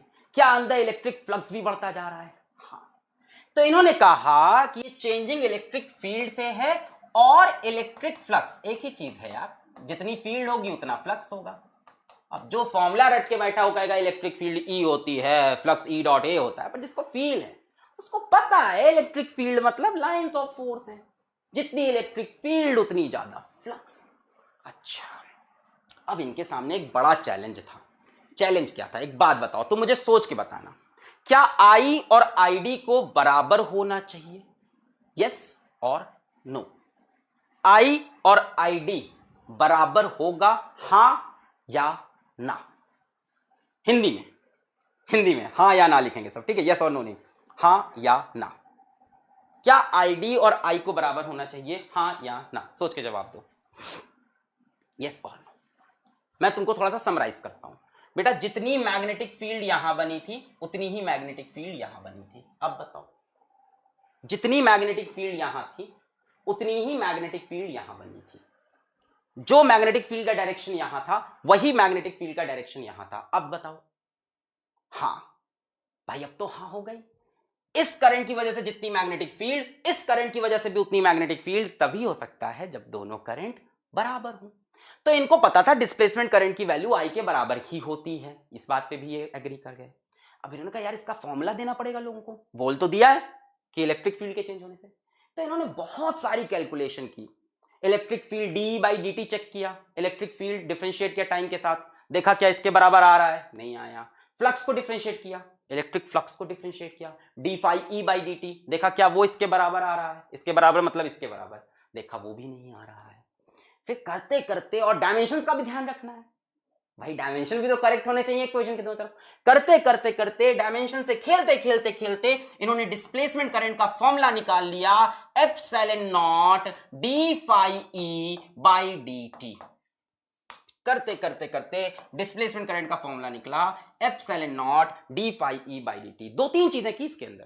पहला, इनको पता था जितनी मैग्नेटिक फील्ड यहां उतनी मैग्नेटिक फील्ड यहां, जो मैग्नेटिक फील्ड की वैल्यू यहां वो मैग्नेटिक फील्ड की वैल्यू यहां, मतलब जो करंट यहां है वही करंट यहां होना चाहिए। अगर करंट का कॉन्सेप्ट लेके चले तो, अगर यहां पे करंट माने तो दोनों करंट बराबर होने चाहिए। अच्छा, यानी इस करंट की वैल्यू इनको समझ में आ गई, आई के बराबर करनी है। अच्छा, और इन्होंने बोल रखा है ये करंट आता है इलेक्ट्रिक फील्ड के चेंज होने से, तो इन्होंने चेक किया कि क्या आई की value D E by D T से मैच कर रही है, नहीं मैच की। D phi E by D T से मैच कर रही है, नहीं मैच कर रही। और डायमेंशन भी सही होने चाहिए। करते करते करते बैलेंस करते करते ये इक्वेशन पे पहुंचे जहां पे काम बन गया, और बेटा ये बन गया कॉन्सेप्ट ऑफ डिस्प्लेसमेंट करंट। अब इस बात को समझने के दो तरीके हो गए। पहला, changing electric field produces magnetic field, सीधा तरीका, changing electric field produces magnetic field, accepted, आज भी एक्सेप्टेड, पहले भी एक्सेप्टेड, पहले नहीं था आज एक्सेप्टेड। दूसरा तरीका, changing electric field produces displacement current which produces magnetic field. इन्होंने घुमाकर समझा दिया लोगों को कि इलेक्ट्रिक फील्ड के चेंज होने से एक नए तरह का करंट। आप अपने दिमाग से पहले करंट की डेफिनेशन हटाओ, I will destroy this man's whole career, current की डेफिनेशन को मैं डिस्ट्रॉय करूंगा। करंट dq बाई dt नहीं होता, करंट dq बाई dt जो होता था वो था कंडक्शन करंट। उसका नाम क्या दिया इन्होंने, dq बाई dt वाले करंट का नाम बदल दिया, उसको बोल दिया वो कौन सा करंट है, कंडक्शन करंट। इन्होंने कहा एक और करंट होता है जिसको बोलते हैं डिस्प्लेसमेंट करंट, जो किससे आता है बेटा, चेंजिंग इलेक्ट्रिक फील्ड से। आई होप अब आपको बात समझ में आ गई होगी कि चेंजिंग मैग्नेटिक फील्ड से बनी इलेक्ट्रिक फील्ड और चेंजिंग इलेक्ट्रिक फील्ड से बनी मैग्नेटिक फील्ड। समझाने का तरीका थोड़ा अलग था, इन्होंने बोल दिया भैया चेंजिंग इलेक्ट्रिक फील्ड से पहले बनेगा डिस्प्लेसमेंट करंट और उस करंट से बनेगी मैग्नेटिक। क्लियर? आगे पढ़ते हैं बच्चा, आगे बढ़ाते हैं कहानी को और आगे ले चलते हैं। डिस्प्लेसमेंट करंट, नए तरह का करंट डिफाइंड हुआ। A current due to changing electric field, किसकी वजह से है? इलेक्ट्रिक फील्ड के चेंज होने की वजह से और इलेक्ट्रिक फ्लक्स के चेंज होने की वजह से। दोनों बातें सही है, फील्ड चेंज होगी तो फ्लक्स चेंज होगा। ठीक है, अब हमारे पास ये एक कैपेसिटर है, यहां पे बेटा एक नया करंट है, यहां पे पुराना करंट आईसी और यहां पे एक नया करंट है आईडी। दोनों करंट की जरा वो लिखते हैं क्या फॉर्मूला, करंट, कौन सा करंट, दोनों करंट का फॉर्मूला लिखते हैं। यहां बत्ती चली गई है। कंडक्शन करंट बेटा आईसी कितना होगा? dq बाई dt, ये नॉर्मल करंट था जो हम लोग आज तक पढ़ते थे। डिस्प्लेसमेंट करंट, अब आपको फॉर्मूला भी आ जाना चाहिए। डिस्प्लेसमेंट करंट id कितना होगा? Epsilon naught D phi E by dt। Clear है? Clear? D phi E by dt। अब बात आती है थोड़ी सी मैक्सवेल साहब की, करते हैं कि क्या मैक्सवेल साहब की बात थी, क्या वो सही है, क्या वो गलत है। इन्होंने कहा यहां जो पॉइंट है x, उसके लिए जब b डॉट dl किया तो म्यू नॉट IC, यहां जो पॉइंट है y, उसके लिए जब b डॉट dl किया तो उसके लिए म्यू नॉट ID रख दो, खत्म। इन्होंने कहा करंट तो है पर वो मैक्सवेल वाला करंट, सॉरी वो एम्पियर वाला करंट नहीं है, वो एक नए तरह का करंट है ना। देखो एम्पियर ने नाम भी दे रखा है करंट का, कितने इमोशन जुड़े होंगे उनके, करंट की यूनिट एम्पियर। उन्होंने बताया था करंट क्या होता है और ये इंसान एम्पियर की बात को एकदम गलत प्रूफ कर रहा है, कह रहा है करंट की डेफिनेशन ही गलत थी, एक नया करंट लेके आया हूं मैं, डिस्प्लेसमेंट करंट। इन्होंने कहा यहां पे म्यू नॉट आईडी रख दो, काम बन जाएगा। तो इस तरह से बेटा डिफाइन हुआ डिस्प्लेसमेंट करंट।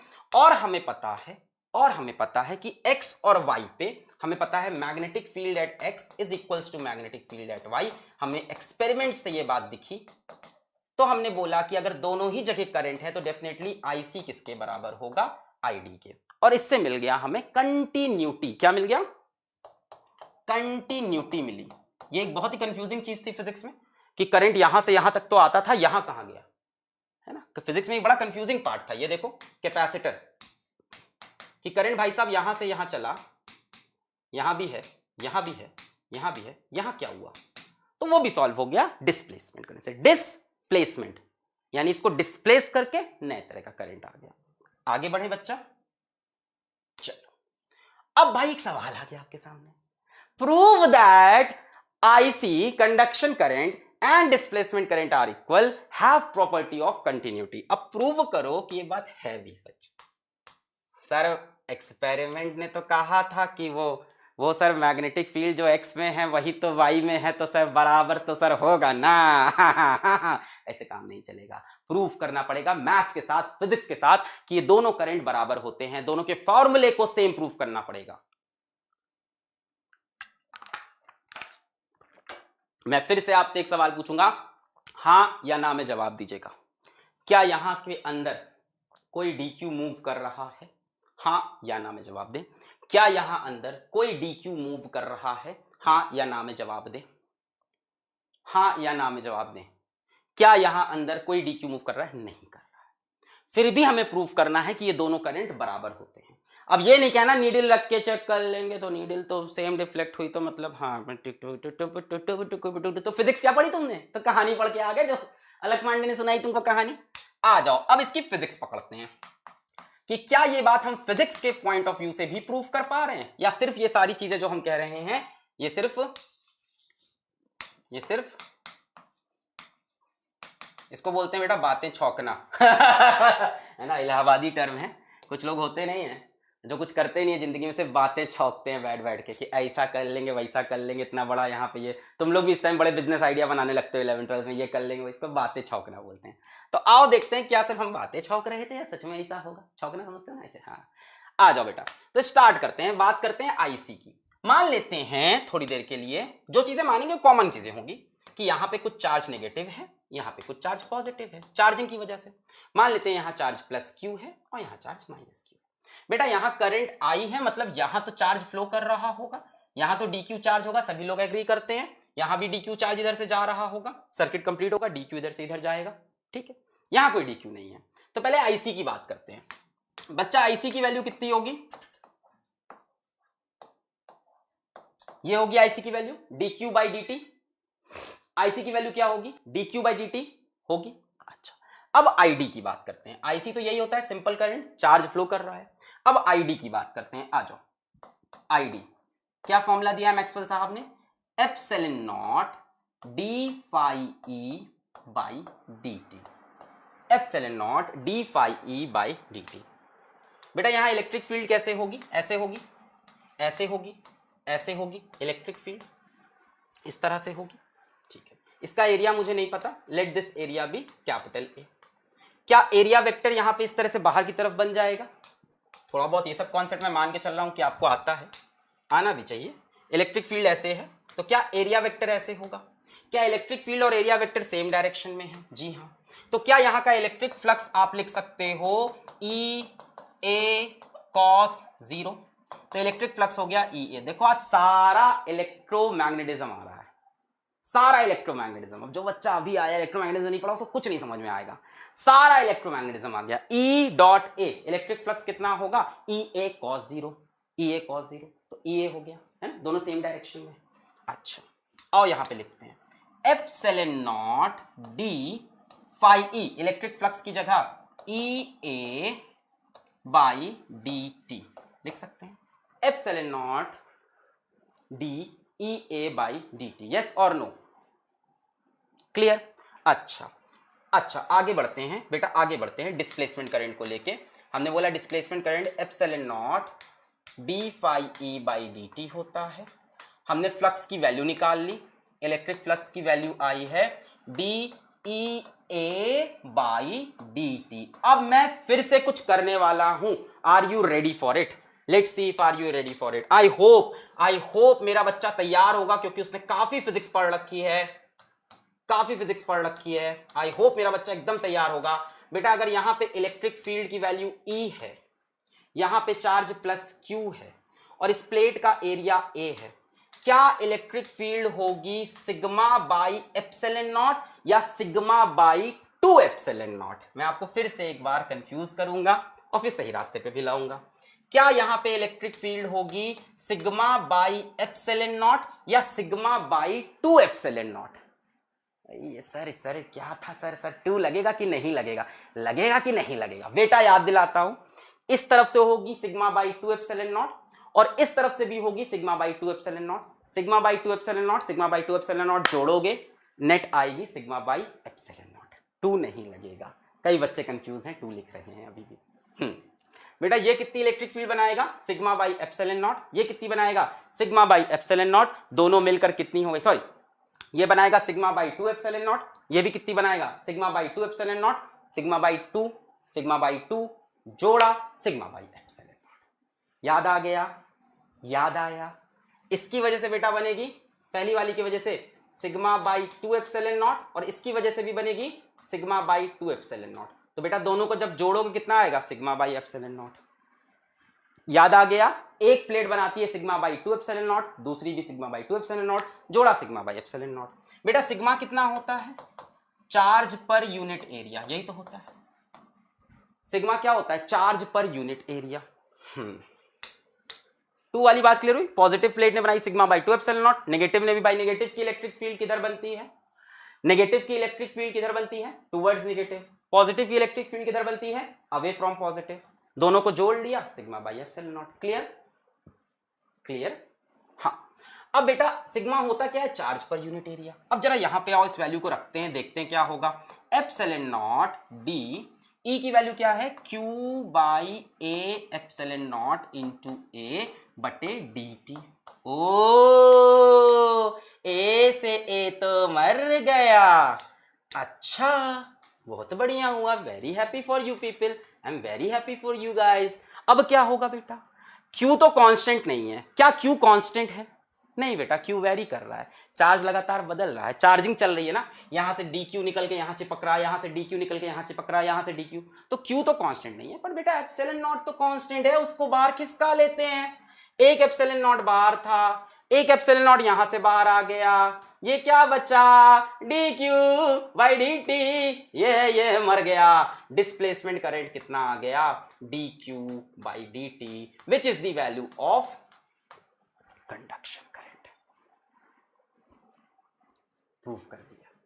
पर अपने दिमाग में कोई गलत कंसेप्ट मत बहाना, dq बाई dt का मतलब यहां पे ये बिल्कुल भी नहीं है कि dq चार्ज यहां से यहां चल रहा है। ऐसा दिमाग में सोचना भी मत कि यहां से यहां dq चार्ज मूव कर रहा है। चार्ज अंदर मूव नहीं कर रहा, अंदर वैक्यूम है, फ्री स्पेस है, वहां कोई चार्ज का मोशन नहीं, कोई कंडक्टर नहीं है बेटा।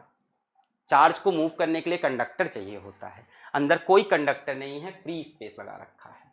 क्लियर? क्या हुआ, id is equals to IC। Proof कर दिया हमने कि साहब दोनों करंट बराबर होते हैं। बट मैं बोल रहा हूं, देखो देखने में लग रहा है कि dq बाई dt का मतलब कि dq चार्ज चला dt टाइम में। इस dq बाई dt का अलग मतलब, इसका मतलब है rate of change of charge on capacitor. अगर अच्छी किताब मिलेगी, इंटरनेट पे बहुत पढ़ोगे तब ये चीज मिलेगी। Displacement current is rate of change of charge on capacitor, dq by dt is the rate of change of charge on capacitor. Capacitor पे चार्ज कितनी तेजी से चेंज हो रहा है, दैट इज डिस्प्लेसमेंट करंट। क्योंकि डिस्प्लेसमेंट करंट के आने का रीजन ही यही है कि कैपेसिटर पे चार्ज चेंज हो रहा है, जिसकी वजह से इलेक्ट्रिक फील्ड चेंज हो रही है। इलेक्ट्रिक फील्ड के चेंज होने से डिस्प्लेसमेंट करंट मिला है, और इस डिस्प्लेसमेंट करंट से बनी है मैग्नेटिक फील्ड। अ changing electric field produces magnetic field, proved bye Maxwell. बात को अपने साबित कर दी बंदे ने, और दुनिया के तरह से।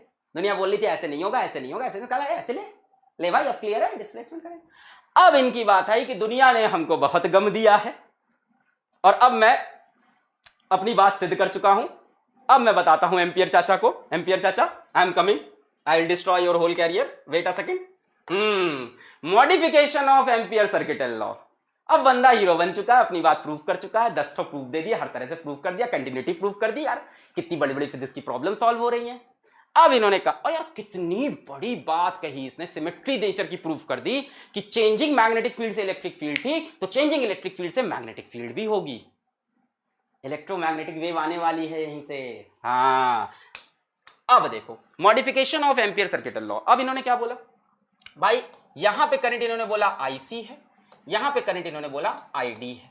अच्छा, हम दोनों जगह बेटा एक एक लूप बना लेते हैं, हम दोनों जगह एक एक एम्पियर्स लूप बनाते हैं। यहां पे एक एम्पियर्स लूप बनाया, यहां पे भी एक एम्पियर्स लूप बनाया। इसको बोलते हैं पॉइंट X, इसको बोला पॉइंट Y। हमने कहा X के लिए एम्पियर सर्किटल लॉ लिखो, इन्होंने कहा integral B.dl is equals to mu naught IC। बेटा एक चीज और सुनो, IC को कई बार किताब में सिर्फ IB लिख देते हैं, नॉर्मली ऐसे लिखा जाता है क्योंकि ये नॉर्मल करंट है, सभी जानते हैं इसके बारे में। हमने कहा Y के लिए बताइए सर क्या लिखा जाए, इन्होंने कहा एम्पियर साहब को पता ही नहीं करंट क्या होता है, वो इसको 0 लिख रहे थे, कह रहे थे अंदर कोई करंट नहीं है म्यू नॉट ID। समझ गया, दोनों जगह बात समझ गई। यहां मैग्नेटिक फील्ड है ID की वजह से, यहां मैग्नेटिक फील्ड है IC की वजह से, है ना। पर ये बंदा यहां रुका नहीं, I will destroy your whole career, wait a second. इन्होंने कहा हम मॉडिफाई करते हैं जरा आपके लॉ को, मॉडिफाई किया लॉ को। इन्होंने बोला इंटीग्रल, ध्यान से सुनो, B.dl is equals to mu naught times of IC plus ID। ये इन्होंने साबित किया, mu naught times of ID plus IC।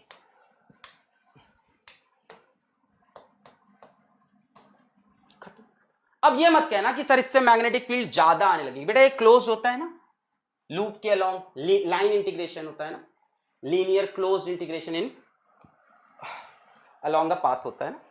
अब ये मत कहना कि इससे सर ज्यादा नहीं, बेटा ज्यादा नहीं आएगा। जरा आराम से सोचो, अगर मैं x पॉइंट की बात करूं और आपसे y पॉइंट की सेपरेटली बात करूं, आराम से सोचो बेटा, x पे तो डिस्प्लेसमेंट करंट 0 होगा ना। ऐसा नहीं है कि कुछ गलत हो गया, दोनों को प्लस लिख के सब मैटर खराब कर दिया। प्लस क्यों लिख सकते हैं सर, यहां पे सिर्फ IC होता है, यहां पे सिर्फ ID, ये प्लस क्यों लिख दिया है, गलत नहीं सही है। जरा देखो बेटा, अगर मैं x की बात करूं तो x पे बेटा ID तो 0 ही हो जाएगा ना। यहां कोई डिस्प्लेसमेंट करंट कैसे होगा, यहां इलेक्ट्रिक फील्ड चेंज कहां हो रही है, यहां कोई डिस्प्लेसमेंट करंट ही नहीं है। तो जब इस पॉइंट के लिए लगाया तो ID 0 हो गया, तो ये वाली इक्वेशन पे पहुंच गए। इस पॉइंट लगाया, ID की वैल्यू 0 रखी, यहां पहुंचे। Y पे देखा बेटा, Y पे कंडक्शन करंट 0 है, यहां कोई DQ मूव नहीं कर रहा। कंडक्शन करंट कब आता है? जब चार्ज मूव करता है, अंदर कोई चार्ज मूव नहीं कर रहा, तो Y पे कंडक्शन करंट जीरो, यानी Y के लिए जब इक्वेशन लगाई तो ये जीरो होके ये बन गया। नाउ दिस इज न्यू, नाम नहीं मतलब respect the, this is new amperes Maxwell law, अपना नाम जोड़ दिया, एम्पियर्स मैक्सवेल लॉ बोला इसको। थोड़ा सा मैं इसको और एलैबोरेट करके लिख रहा हूं, वैसे आप ये पार्ट भी याद रखोगे ज्यादा अच्छा होगा, बट जिस तरह से किताबों में लिखता है वो लिखता है बेटा B.dl is equals to mu naught, IC की जगह बेटा किताब में सिर्फ I लिखते हैं और ID की जगह लिखते हैं epsilon naught d phi e by dt। कुछ गलत है क्या इसमें?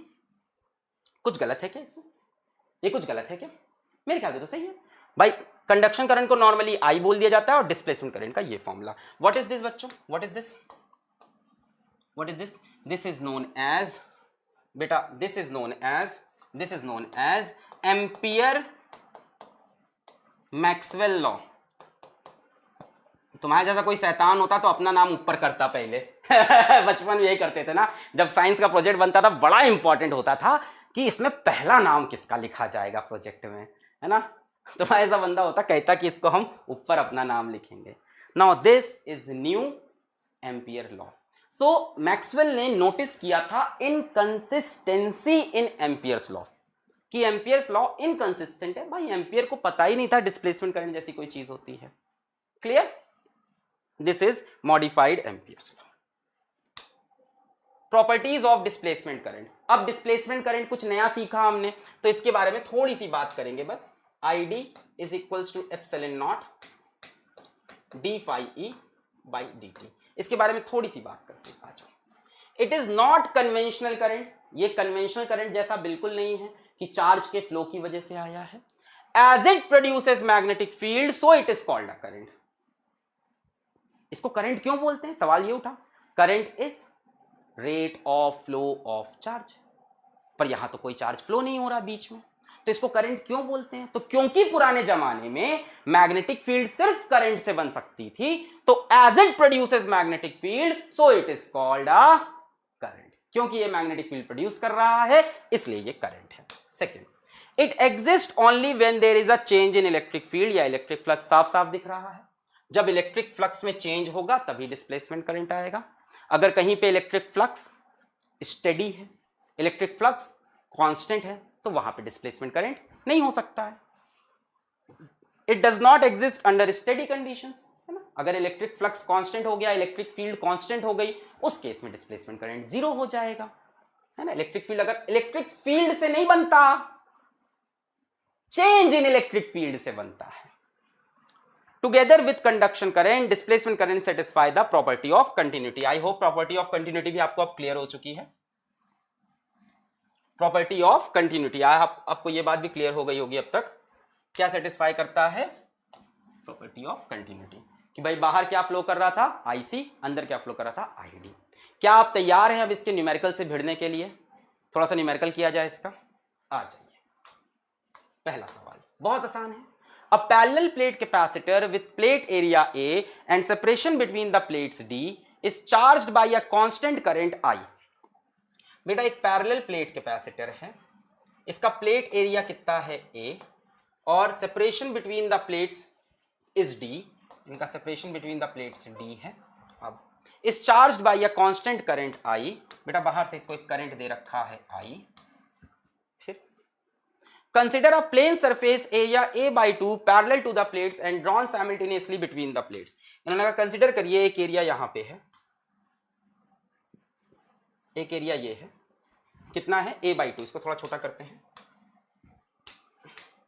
A/2 ये एक एरिया है, कंसिडर किया। The displacement current through this area, बेटा टोटल डिस्प्लेसमेंट करंट नहीं, इस एरिया में से कितना डिस्प्लेसमेंट करंट गया थ्रू दिस एरिया। A/2 में से कितना डिस्प्लेसमेंट करंट गया, इस पूरे में से नहीं बेटा, सिर्फ इतने में से। एक बात बताओ, डिस्प्लेसमेंट करंट कहां पे होता है? सोच के बोलना। मेरे ख्याल से डिस्प्लेसमेंट करंट पूरी जगह होगा, क्योंकि इलेक्ट्रिक फील्ड पूरी चेंज हो रही थी, यहां भी चेंज, यहां भी चेंज, यहां भी चेंज, यहां भी चेंज। तो बेटा डिस्प्लेसमेंट करंट यहां भी होगा, यहां भी होगा, यहां भी होगा, यहां भी होगा, हर जगह होगा। मतलब यूनिफॉर्मली डिस्ट्रीब्यूटेड होगा, है ना। डिस्प्लेसमेंट करंट क्या होगा, यूनिफॉर्मली डिस्ट्रीब्यूटेड होगा, हर जगह होगा। मतलब बेटा जे याद है, करंट डेंसिटी हर जगह सेम होगी। जे याद है, करंट डेंसिटी क्या होगी, करंट डेंसिटी क्या होगी, सेम एवरीवेयर, हर तरफ करंट डेंसिटी क्या होगी, सेम। यानी डिस्प्लेसमेंट करंट सब जगह डिस्ट्रीब्यूट होगा यूनिफॉर्मली, करंट डेंसिटी हर जगह बराबर होगी। अच्छा ठीक है बेटा, अगर करंट डेंसिटी पूरी जगह बराबर है तो एक बात बताओ, ये कंप्लीट एरिया ए है। अच्छा इसके अंदर बेटा डिस्प्लेसमेंट करंट कितना होगा, टोटल आई होगा। टोटल डिस्प्लेसमेंट करंट कितना होगा, जितना कंडक्शन होता है उतना डिस्प्लेसमेंट होता है, जितना कंडक्शन उतना displacement.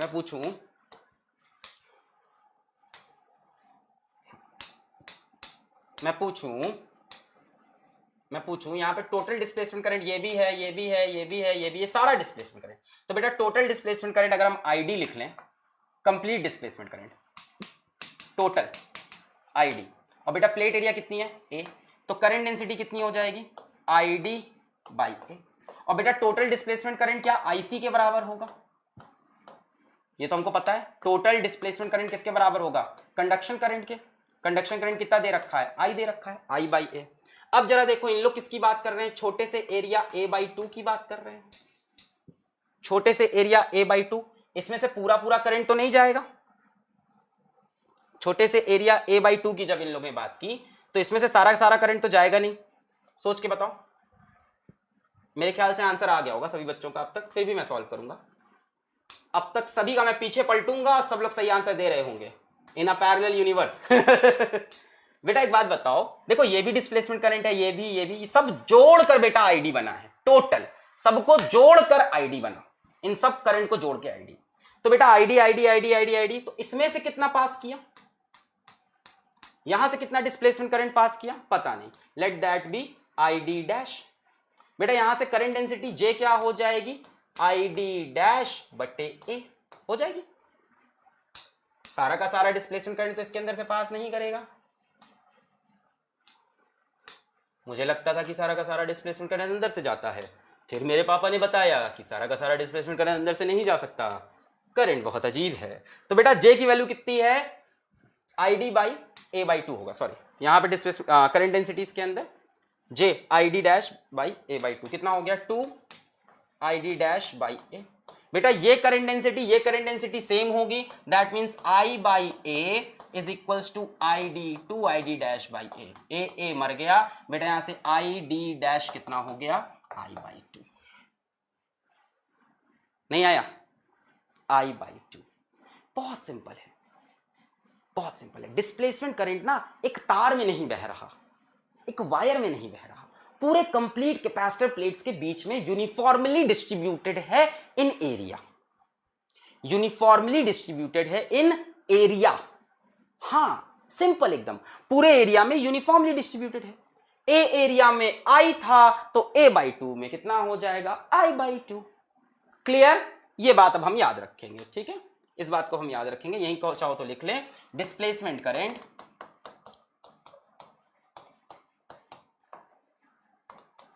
is uniformly distributed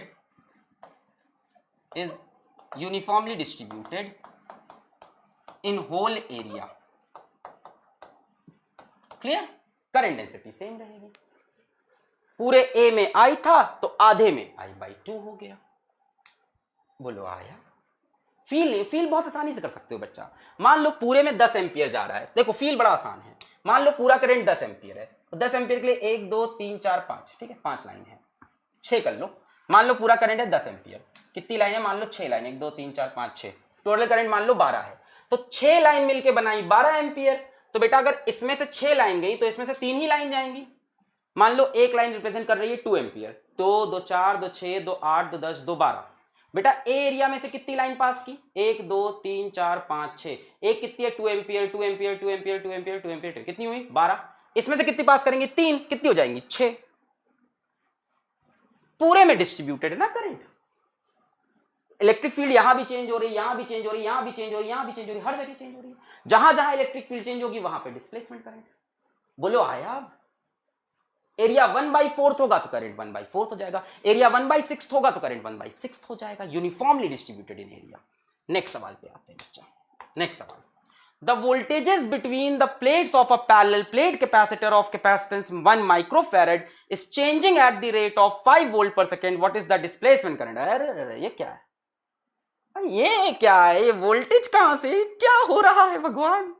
The voltage between the plates of a parallel plate capacitor of capacitance क्या होता था? is changing at the rate of 5 volt per second. What is the displacement current? बेटा बहुत आसान है, कोई difficult चीज नहीं, बहुत आसान है बेटा, सिंपल एकदम फॉर्मूले से चलो। Displacement current is equals to epsilon naught D phi E by t t. मेरे साथ फॉर्मूले से चलो, तुरंत सॉल्व होगा ये, एकदम टेंशन मत लो। Is equals to epsilon naught, बेटा फ्लक्स कितना हो जाएगा? ई इंटू ए हो जाएगा। कैपेसिटर में सबने देख लिया फ्लक्स कितना आ रहा है, ई इंटू ए आ रहा है, सबने देख लिया कैपेसिटर में फ्लक्स कितना आ रहा है, ई इंटू ए आ रहा है। ठीक है, आगे बढ़ते हैं। Displacement current is equals to epsilon naught d. बेटा इलेक्ट्रिक फील्ड को क्या मैं पोटेंशियल अपॉन डिस्टेंस लिख सकता हूं? I think we need to draw this capacitor right now. ये कैपेसिटर है बेटा, इसका एरिया ए है, प्लेट्स के बीच में डिस्टेंस डी है, ये पॉजिटिव प्लेट, ये नेगेटिव प्लेट। बेटा इलेक्ट्रिक फील्ड ऐसे है। अब क्लियर है? क्या इलेक्ट्रिक फील्ड होती है delta v by d. Electric field क्या होती है? Delta v by D. Delta we होता है ई डॉट डी आर, और ई क्या होता है? Delta v by d. तो हमने लिख दिया v by d, potential difference लिख सकते हैं वी बाई डी। अच्छा, I d is equals to, I d is, अब देखो समझो बात को, I d is equals to, अच्छा बच्चा एक बात बताओ, एरिया तो कांस्टेंट रहेगा प्लेट का, इंटीग्रेशन सॉरी डिफरेंशिएशन के बाहर ला सकते हैं। बेटा ये distance d between the plates, separation d between the plates constant होगा, इसको भी बाहर ला सकते हैं। क्या बचा? dv by dt। बेटा what is this epsilon not a by d? बेटा what is this epsilon not a by d? बोल बच्चा बोल, what is this epsilon not a by d? बता बता बता, what is this epsilon not a by d? कोई नहीं बता रहा है। सी कैपेसिटेंस। बेटा खत्म हो गई कहानी, सी dv बाई dt, खेल खत्म। क्या पूछा है? देखो आपको क्या क्या दे रखा है, कैपेसिटेंस की वैल्यू दे रखी है, changing at the rate of 5 volt per second, change in potential upon change in time दे रखा है, आपसे डिस्प्लेसमेंट करंट पूछा है। बेटा लल्लन टॉप लाली पाप दो कौड़ी का सवाल, simple, epsilon naught D phi by t, epsilon naught d, ये कितना हो जाएगा? E dot A, E dot A भी उसी लाइन में ई ए कॉस 0, फिर ई की जगह लिखा v by d. Electric field क्या होती है बेटा? Change in potential upon this distance d, फिर ए भी कांस्टेंट बाहर, डी भी कांस्टेंट बाहर, डीवी बाई डी टी, ये बन गया capacitance d v by D t. So we get I d is equals to c d v by D t. Capacitance कितना है? 1 माइक्रोफेरेड और d v by D t 5, 1 microfarad यानी 1 into 10 to the power minus 6, d v by D t is 5, 5 into 10 to the power minus 6। बेटा current है तो unit तो ampere ही होगी, इसको हम बोल सकते हैं 5 micro ampere, 10 to the power minus 6 मतलब micro, 5 micro ampere is the answer. बहुत बढ़िया। नेक्स्ट सवाल आप खुद से करेंगे, नेक्स्ट सवाल आप खुद से करेंगे। Go go, I give you 1 minute for this question, your time starts now. किचिर किचिर किचिर किचिर डिंग डिंग डिंग डिंग डिंग डिंग डिंग, किचिर किचिर किचिर किचिर किचिर किचिर डिंग डिंग डिंग डिंग डिंग, किचिर किचिर किचिर किचिर डिंग डिंग डिंग डिंग डिंग। Go, Lallan top lollipop, 1 number का सवाल, 2 कौड़ी का सवाल। A parallel plate capacitor of capacitance 5 microfarad is being charged so that the current has a steady value of 100 milliampere. Calculate rate of change of potential difference between the plates.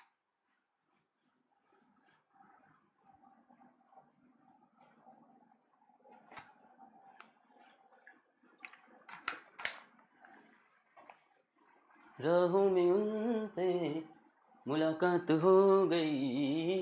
जब तक एक common answer नहीं दिखेगा, मैं जान रहा हूं batch अभी बदमाशी कर रहा है। बेटा your 1 minute is about to end. राहों में उनसे मुलाकात हो गई। बेटा सेम सवाल है, कैपेसिटेंस की बात कर रखी है आपसे, ओके कैपेसिटेंस की बात कर रखी है, और करंट दे रखा है 100 milli ampere, rate of change of potential difference पूछा है बेटा। सेम सवाल है बेटा, जो करंट बाहर होगा आई, वही करंट तो अंदर भी होता है आईडी, सेम वैल्यू होती है कि नहीं दोनों की। तो आईडी की वैल्यू तो पहली बात तो आई के बराबर होगी, और आई की वैल्यू आपको दे रखी है 100 मिली एम्पियर।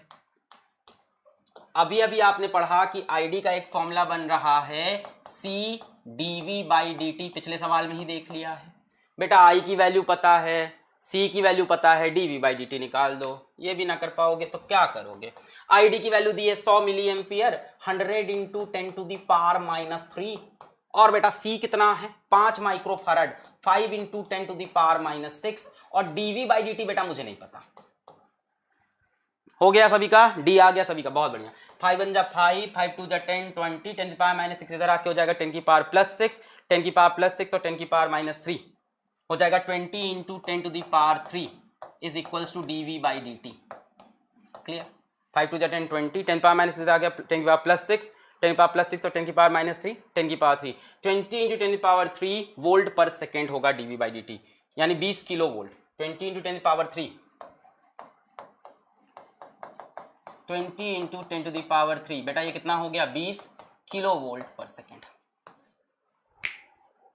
अभी भी डी बता रहे हो,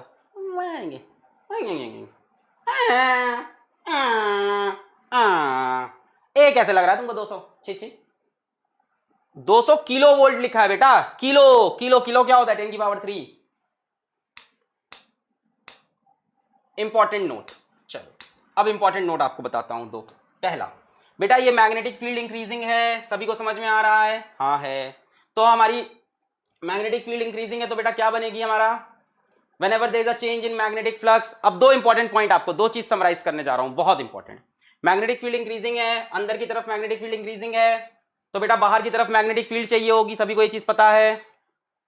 Faraday's law, whenever there is a change in magnetic flux an EMF is induced, तो बेटा बाहर की मैग्नेटिक फील्ड चाहिए होगी। लेंज लॉ ये कहता है ना कि जो चीज हो रही है उसको अपोज करो, अंदर की मैग्नेटिक फील्ड बढ़ रही है तो बाहर की मैग्नेटिक फील्ड बनाओ, बाहर की मैग्नेटिक फील्ड बनाने के लिए करंट ऐसे बहाना पड़ेगा, करंट ऐसे बहाना पड़ेगा, बाहर की मैग्नेटिक फील्ड बहाने के लिए, बाहर की मैग्नेटिक फील्ड बनाने के लिए करंट ऐसे बहाना पड़ेगा, करंट ऐसे बहाना पड़ेगा, हाँ या ना? जब करंट ऐसे बहेगा तभी तो बाहर की मैग्नेटिक फील्ड बनेगी, जो चेंज हो रहा है उसको अपोज करेगी। बेटा करंट ऐसे बहेगा इसका मतलब इलेक्ट्रॉन ऐसे चल रहा, इलेक्ट्रॉन ऐसे चल रहा, इलेक्ट्रॉन ऐसे चल रहा, हाँ या ना? बिल्कुल बेटा, अगर इलेक्ट्रॉन ऐसे चल रहा है इसका मतलब यहाँ पे इलेक्ट्रिक फील्ड ऐसी है, यहाँ पे इलेक्ट्रिक फील्ड ऐसी है, और यहाँ पे इलेक्ट्रिक फील्ड ऐसी है, यहाँ पे इलेक्ट्रॉन ऊपर जाएगा, इलेक्ट्रिक फील्ड ऐसी है। What I want you to realize is a changing magnetic field produces an electric field. A changing magnetic field produces an electric field. A changing magnetic field produces an magnetic. But what I want you to realize is कि बेटा जो magnetic field थी वो ऐसे थी अंदर की तरफ, और जो इलेक्ट्रिक फील्ड बनी वो ऐसे बनी। कुछ तो लेक्चर के शुरू में यही बात कर रहे थे आप। जो एक मैग्नेटिक फील्ड है चेंजिंग वो अंदर की तरफ है, जो मैग्नेटिक फील्ड है चेंजिंग वो अंदर की तरफ, और जो इलेक्ट्रिक फील्ड है वो ऐसे बनी। दोनों किस पे है? परपेंडिकुलर है। तो जो ये लिखा electric field induced due to changing magnetic field is perpendicular to the magnetic field. Electric field induced due to changing, ये चेंजिंग मैग्नेटिक फील्ड है। ये बेटा कैसी मैग्नेटिक फील्ड है? Changing magnetic field. इसकी वजह से इलेक्ट्रिक फील्ड जो बनी वो क्या है? मैग्नेटिक फील्ड के परपेंडिकुलर। ये था पहला note, important note. Clear clear clear clear clear clear. दूसरा इंपॉर्टेंट नोट बेटा ये वही वाली कहानी जो हम लोग जैसे देख रहे थे, यहाँ पे नेगेटिव चार्ज बढ़ता जाएगा बढ़ता जाएगा बढ़ता जाएगा, यहाँ पे पॉजिटिव चार्ज बढ़ता जाएगा बढ़ता जाएगा बढ़ता जाएगा, अंदर इलेक्ट्रिक फील्ड बढ़ती जाएगी बढ़ती जाएगी बढ़ती जाएगी, है कि नहीं? यहाँ नेगेटिव चार्ज बढ़ता जाएगा बढ़ता जाएगा, यहाँ पॉजिटिव चार्ज बढ़ता जाएगा, इलेक्ट्रिक फील्ड बढ़ती जाएगी बढ़ती जाएगी। और बेटा यहाँ पे मैग्नेटिक फील्ड कैसी बनेगी जरा सोचो।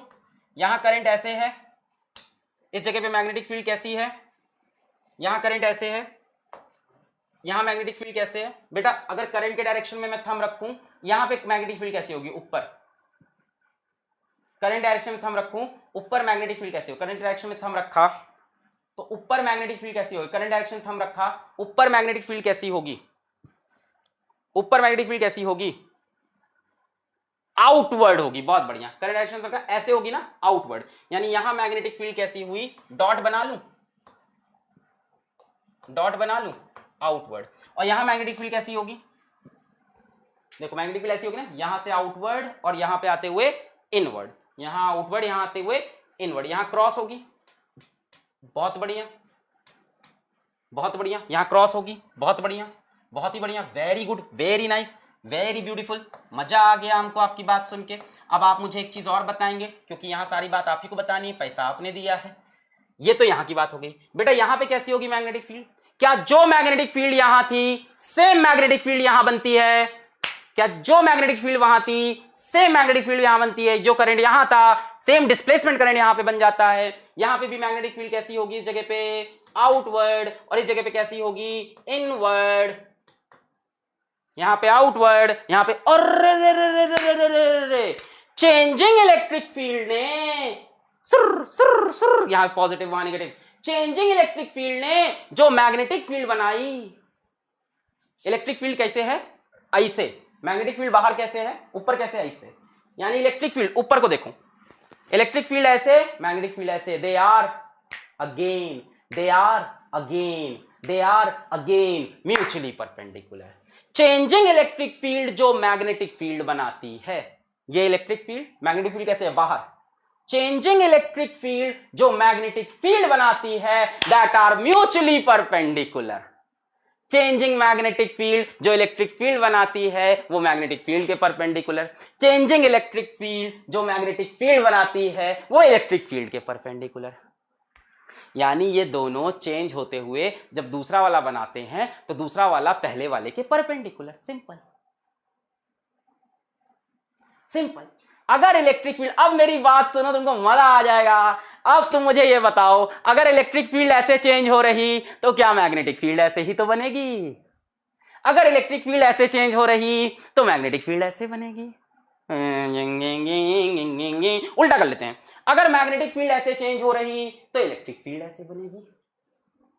यही तो है इलेक्ट्रोमैग्नेटिक वेव। यही तो नेक्स्ट लेक्चर में आपको मुझे फील देना आना था, जो आपको अभी आ गया कि चेंजिंग इलेक्ट्रिक फील्ड से जो मैग्नेटिक फील्ड बनती है, इट इज परपेंडिकुलर। नीचे भी यहां पे इलेक्ट्रिक फील्ड ऐसे है और नीचे मैग्नेटिक फील्ड कैसे, अंदर की तरफ, अभी भी क्या है, परपेंडिकुलर। इलेक्ट्रिक फील्ड ऐसे। दिस इज बेटा electromagnetic wave, concept of electromagnetic wave. Magnetic field induced due to changing electric field is perpendicular to the electric field. Magnetic field induced due to changing electric field, magnetic field induced due to changing electric field is perpendicular to the electric field. Done. बस बेटा इसके बाद छोटा सा एक topic है Maxwell's equation. Maxwell's equation आपके syllabus में नहीं है, first of all I must tell you. बस इसका आपको एक ब्रीफिंग करेंगे जिससे आपको पूरा इलेक्ट्रोमैग्नेटिज्म समराइज हो जाएगा with in 10 minutes. With in 10 minutes पूरा इलेक्ट्रोमैग्नेटिज्म आपको 4 इक्वेशन में समेट कर देंगे जेम्स क्लर्क मैक्सवेल। अब ये बड़े आदमी बन गए, बड़ी डिस्कवरी कर डाली इन्होंने, इलेक्ट्रोमैग्नेटिक वेव ढूंढ डाली बंदे ने क्या तो बता दिया कि जो तुम पढ़ रहे थे, ये गामा वेव, ये इंफ्रारेड, ये माइक्रोवेव, ये सब सेम है, इलेक्ट्रोमैग्नेटिक वेव। अभी नेक्स्ट लेक्चर में आएगा वो। इन्होंने प्रूफ कर दिया चेंजिंग मैग्नेटिक फील्ड से इलेक्ट्रिक फील्ड, तो चेंजिंग इलेक्ट्रिक फील्ड से मैग्नेटिक फील्ड। अब इन्होंने क्या किया बेटा, मैक्सवेल ने क्या किया, इन्होंने पूरे इलेक्ट्रोस्टैटिक्स, पूरी इलेक्ट्रिसिटी, पूरे मैग्नेटिज्म, हम लोग कब से पढ़ रहे हैं, जून 1 से, अभी खत्म हुआ है अपना एसी। पूरी इलेक्ट्रोस्टैटिक्स, पूरी इलेक्ट्रिसिटी, पूरे मैग्नेटिज्म में जितने भी बेसिक फॉर्मूलेस थे, ये नहीं कि एडवांस फॉर्मूले पे चले गए, जितने भी बेसिक फॉर्मूले, बेसिक प्रिंसिपल्स थे, उन सभी को इन्होंने कहा कि अगर हम देखें तो ले देकर 4 ही इक्वेशन हैं जिससे वो सब डिराइव हो सकते हैं। 4 fundamental equation can comprise of whole electrodynamics, whatever you have studied, Coulomb's law, Gauss law, Faraday's law, और क्या पढ़ा, किरचॉफ्स लॉ, और क्या पढ़ा, बताओ लॉ के नाम बताओ। जितने भी लॉ तुमने पढ़े इन चैप्टर्स में, 7 चैप्टर्स में, ये सारे एनसीईआरटी के अकॉर्डिंग 7 चैप्टर्स में, वो सारे के सारे इन 4 फंडामेंटल इक्वेशंस में भरे थे। बट बेटा यहां से उनको डिराइव कर पाना is very very out of syllabus. हम बस ये बताएंगे कि 4 इक्वेशन कौन सी हैं और हर इक्वेशन का क्या सिग्निफिकेंस है, और इक्वेशन फील करा देंगे, वरना अगर इक्वेशन तुम किताब से पढ़ोगे तुम्हें लगेगा क्या लिखा है, इंटीग्रल क्या है, b dot d v dot s e dot d क्या है, तो बस उसको फील करा देंगे, थोड़ा सा, बहुत डिटेल में नहीं जाना है।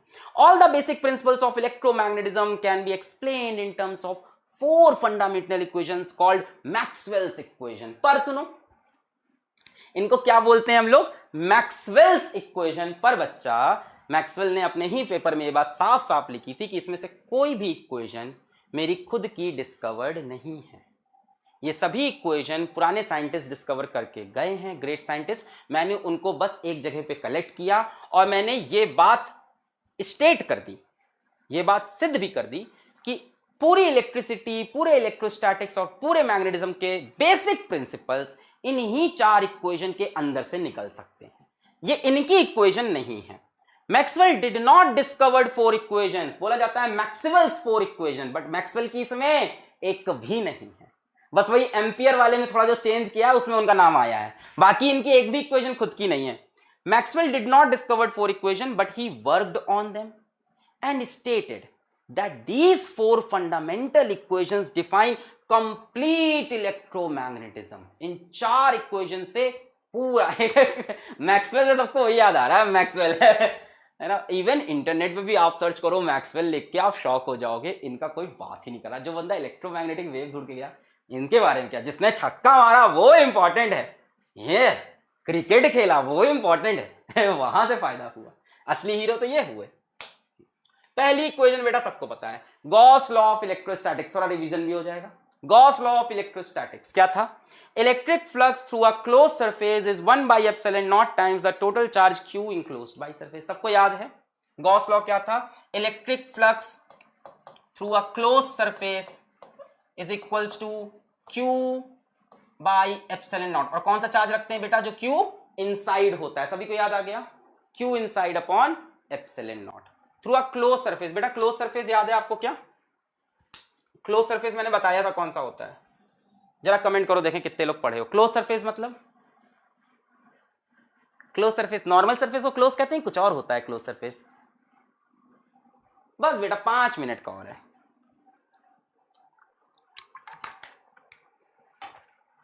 Three D surface, very good, Gaussian surface, 3D surface है ना। तो इन्होंने कहा कि भाई 3D सरफेस में से जो फ्लक्स निकलेगा that is q in by epsilon naught. बेटा क्या फ्लक्स को, इलेक्ट्रिक फ्लक्स को क्या मैं ये लिख सकता हूं, क्लोज्ड इंटीग्रेशन, क्योंकि सरफेस पे क्लोज करना है, closed integration of E dot dA is equals to q in by epsilon naught. बेटा this is Maxwell's first equation, जबकि ये मैक्सवेल की नहीं है, ये किसकी है, गॉस चाचा की है, गॉस अंकल की इक्वेशन है, ये मैक्सवेल की पहली इक्वेशन थी। Close integration of E dot dA is q in by epsilon not. क्या कहती है ये इक्वेशन, क्या इसका इंपॉर्टेंस है, बेटा इसका इंपॉर्टेंस ये है कि अगर चार्ज नहीं होगा, अगर किसी क्लोज सरफेस के अंदर, किसी क्लोज सरफेस के अंदर अगर चार्ज जीरो है तो इलेक्ट्रिक फील्ड जीरो होगी, यही तो कह रहा है।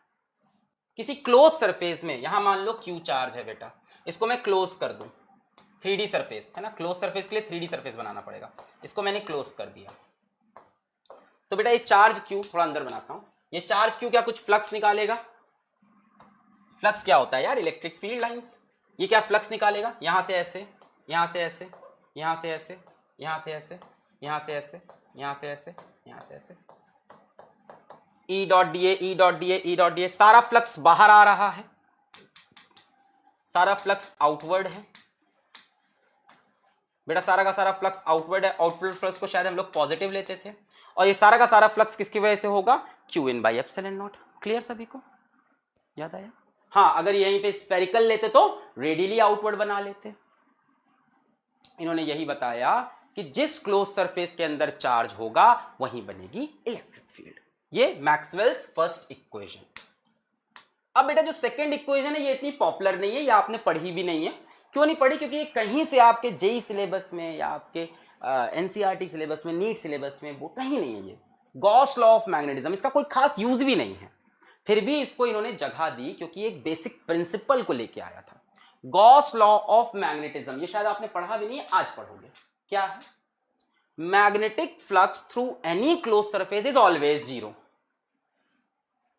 मैग्नेटिक फ्लक्स किसी भी क्लोज सरफेस का हमेशा जीरो होता है। किसी भी क्लोज सरफेस में मैग्नेटिक फ्लक्स देखोगे हमेशा जीरो। इलेक्ट्रिक फ्लक्स के साथ भी ऐसा होता है क्या? इलेक्ट्रिक फ्लक्स के साथ भी ऐसा ही होता है क्या? इलेक्ट्रिक फ्लक्स भी किसी भी क्लोज सरफेस का जीरो होता है? बताओ, क्या इलेक्ट्रिक फ्लक्स भी क्लोज सरफेस का जीरो होता है? नहीं, इलेक्ट्रिक फ्लक्स तो होता है। जैसे मान लो हम इलेक्ट्रिक फ्लक्स की बात, ये क्या बोल रहे हैं, पहले इनकी लिख लें बात। Magnetic flux through any close surface is always zero. बेटा मैग्नेटिक फ्लक्स क्या होगा? phi b is equals to through a close surface, phi b through a close surface is equals to, क्या बोल रहे हैं, सिंपल, जीरो। क्लोज सरफेस का magnetic flux zero. इसको equation के फॉर्म में आप लिख सकते हो। बेटा phi b क्या हो जाएगा? क्लोज्ड इंटीग्रेशन ऑफ, बेटा फ्लक्स क्या होगा, मैग्नेटिक फ्लक्स क्या होगा, b dot da, electric flux e dot da, magnetic flux b dot da is equals to zero. Always, always zero. Any close surface is zero. क्यों हो रहा है ऐसा? ऐसा क्यों हो रहा? थोड़ा फील लेते हैं। पहले जरा इलेक्ट्रोस्टैटिक्स की बात करते हैं। बेटा मान लो यहां चार्ज q है और मैंने ये क्लोज सरफेस ले लिया। This is not circle, this is sphere. Close surface 3D होना चाहिए। बेटा यहां q से फ्लक्स इधर, इलेक्ट्रिक फील्ड इधर, इलेक्ट्रिक फील्ड इधर, इलेक्ट्रिक फील्ड इधर, इलेक्ट्रिक फील्ड इधर, इलेक्ट्रिक फील्ड इधर। बेटा ये flux outward, flux outward, flux outward, flux outward. सारा फ्लक्स कैसा है बेटा? सारा का सारा फ्लक्स आउटवर्ड है, यानी यहां पे जो फ्लक्स बन रहा है दैट इज पॉजिटिव। अगर चार्ज अंदर है तो क्लोज सरफेस से फ्लक्स निकल रहा है। जरा मैग्नेटिज्म में चलते हैं बेटा। मान लो कि हम कोई डाइपोल यहां पे रख दें, कोई डाइपोल रख दें, bar magnet, north pole south pole, और यहां पे हम एक क्लोज सरफेस बनाने की कोशिश करें। स्फीयर बनाया हमने। अब बेटा बताओ यहां से मैग्नेटिक फील्ड लाइन कैसे निकलेंगी? नॉर्थ से निकलती हैं और साउथ में अंदर भी आती हैं। यही तो प्रॉब्लम है। नॉर्थ से मैग्नेटिक फील्ड लाइन निकली पर साउथ में अंदर भी आई, नॉर्थ से निकली पर साउथ में अंदर भी आई। बेटा कितना फ्लक्स बाहर जा रहा? 1 2 3 4, चार पॉजिटिव। कितना फ्लक्स अंदर आ रहा? 4 नेगेटिव। नेट फ्लक्स कितना हुआ? 0 हुआ। कोई भी क्लोज सरफेस लोगे उसमें नेट मैग्नेटिक फ्लक्स हमेशा 0 होगा, हमेशा 0। यहां पे देखो, इस तरफ से फ्लक्स बाहर आया, इधर का फ्लक्स कैसा है? +4 लिख लें। इस तरफ का फ्लक्स कैसा है बेटा? -4। यहां से बेटा नेट फ्लक्स कितना हो जाएगा? हमेशा 0।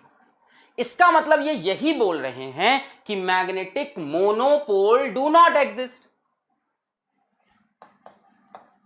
Magnetic monopoles do not exist. Charge में ऐसा नहीं है। चार्ज में भाई साहब +q अलग, -q अलग अलग रह सकता है, बट मैग्नेट्स में मोनोपोल एग्जिस्ट नहीं कर सकते। बेटा अगर मोनोपोल होता, सोचो इसके अंदर नॉर्थ पोल हो, सोचो इसके अंदर सिर्फ एक नॉर्थ पोल है, सोचो तो क्या होता? सारा का सारा फ्लक्स बाहर आता, तब B डॉट da 0 नहीं होता, तब फ्लक्स 0 नहीं होता। बट बेटा इंडिविजुअल पोल हमें मिल ही नहीं सकता है। चाहे पोल देखो, चाहे आप करंट लूप रख लो इसके अंदर, आप इसके अंदर करंट लूप से भी फील ले सकते हो। सेम चीज का फील आप करंट लूप से ले सकते हो। मान लो बेटा मैंने यहां पे एक करंट लूप रख दिया, ये करंट फ्लो कर रहा है इसमें, ठीक है, यू। तो मैग्नेटिक फील्ड कैसी बनेगी? ये करंट फ्लो कर रहा, मैग्नेटिक फील्ड कैसी बनेगी? ऐसे ऐसे ऐसे। अब इसके अगल बगल एक क्लोज सरफेस बना लो। ये क्लोज सरफेस बनाया मैंने। इस क्लोज सरफेस में देखो, यहां मैग्नेटिक फ्लक्स अंदर आता हुआ, अंदर आता हुआ, अंदर आता हुआ, यहां बाहर जाता हुआ, बाहर जाता हुआ। मैंने कहा भाई आप ये मत बनाओ, आप करंट लूप बना लो, ऐसे होगा ये मैग्नेटिक फील्ड। बेटा इधर से कितना फ्लक्स नेगेटिव हो गया? -3। इधर से कितना फ्लक्स पॉजिटिव हो गया? +3। जो बाहर जाता है फ्लक्स पॉजिटिव, जो अंदर आता है नेगेटिव। बेटा फिर से नेट फ्लक्स कितना हो गया? 0। असल में इन्होंने ये बोल दिया कि असल में पोलैरिटी बकवास बातें, कुछ होता ही नहीं है, ये सिर्फ नजरों का खेल है। पोलैरिटी, मैं किसी करंट को क्लॉकवाइज देखूं इस तरफ से, मैं क्या बोलूंगा क्लॉकवाइज देख के कि ये साउथ पोल है, उसी करंट को तुम उस तरफ से देख के क्या बोलोगे, एंटी क्लॉकवाइज तुम क्या बोलोगे, नॉर्थ पोल। असल में पोल्स वोल्स कुछ होते ही नहीं है, ये अपने आप में एक एंटिटी है। मैग्नेटिक फील्ड लाइंस कंटिन्यूअस होती हैं, मैग्नेटिक फील्ड लाइंस का कोई टर्मिनेशन पॉइंट नहीं होता। यहां से ये बात भी सिद्ध हो रही है, कोई टर्मिनेशन पॉइंट नहीं है। मैं बोलूंगा भैया कि ये ऐसे से क्लॉकवाइज घूम रहा है तो ये क्या है, साउथ पोल, तुम उधर से उसी को एंटी क्लॉकवाइज कहोगे यही नॉर्थ पोल, वही साउथ है वही नॉर्थ है। मोनोपोल निकाल नहीं सकते।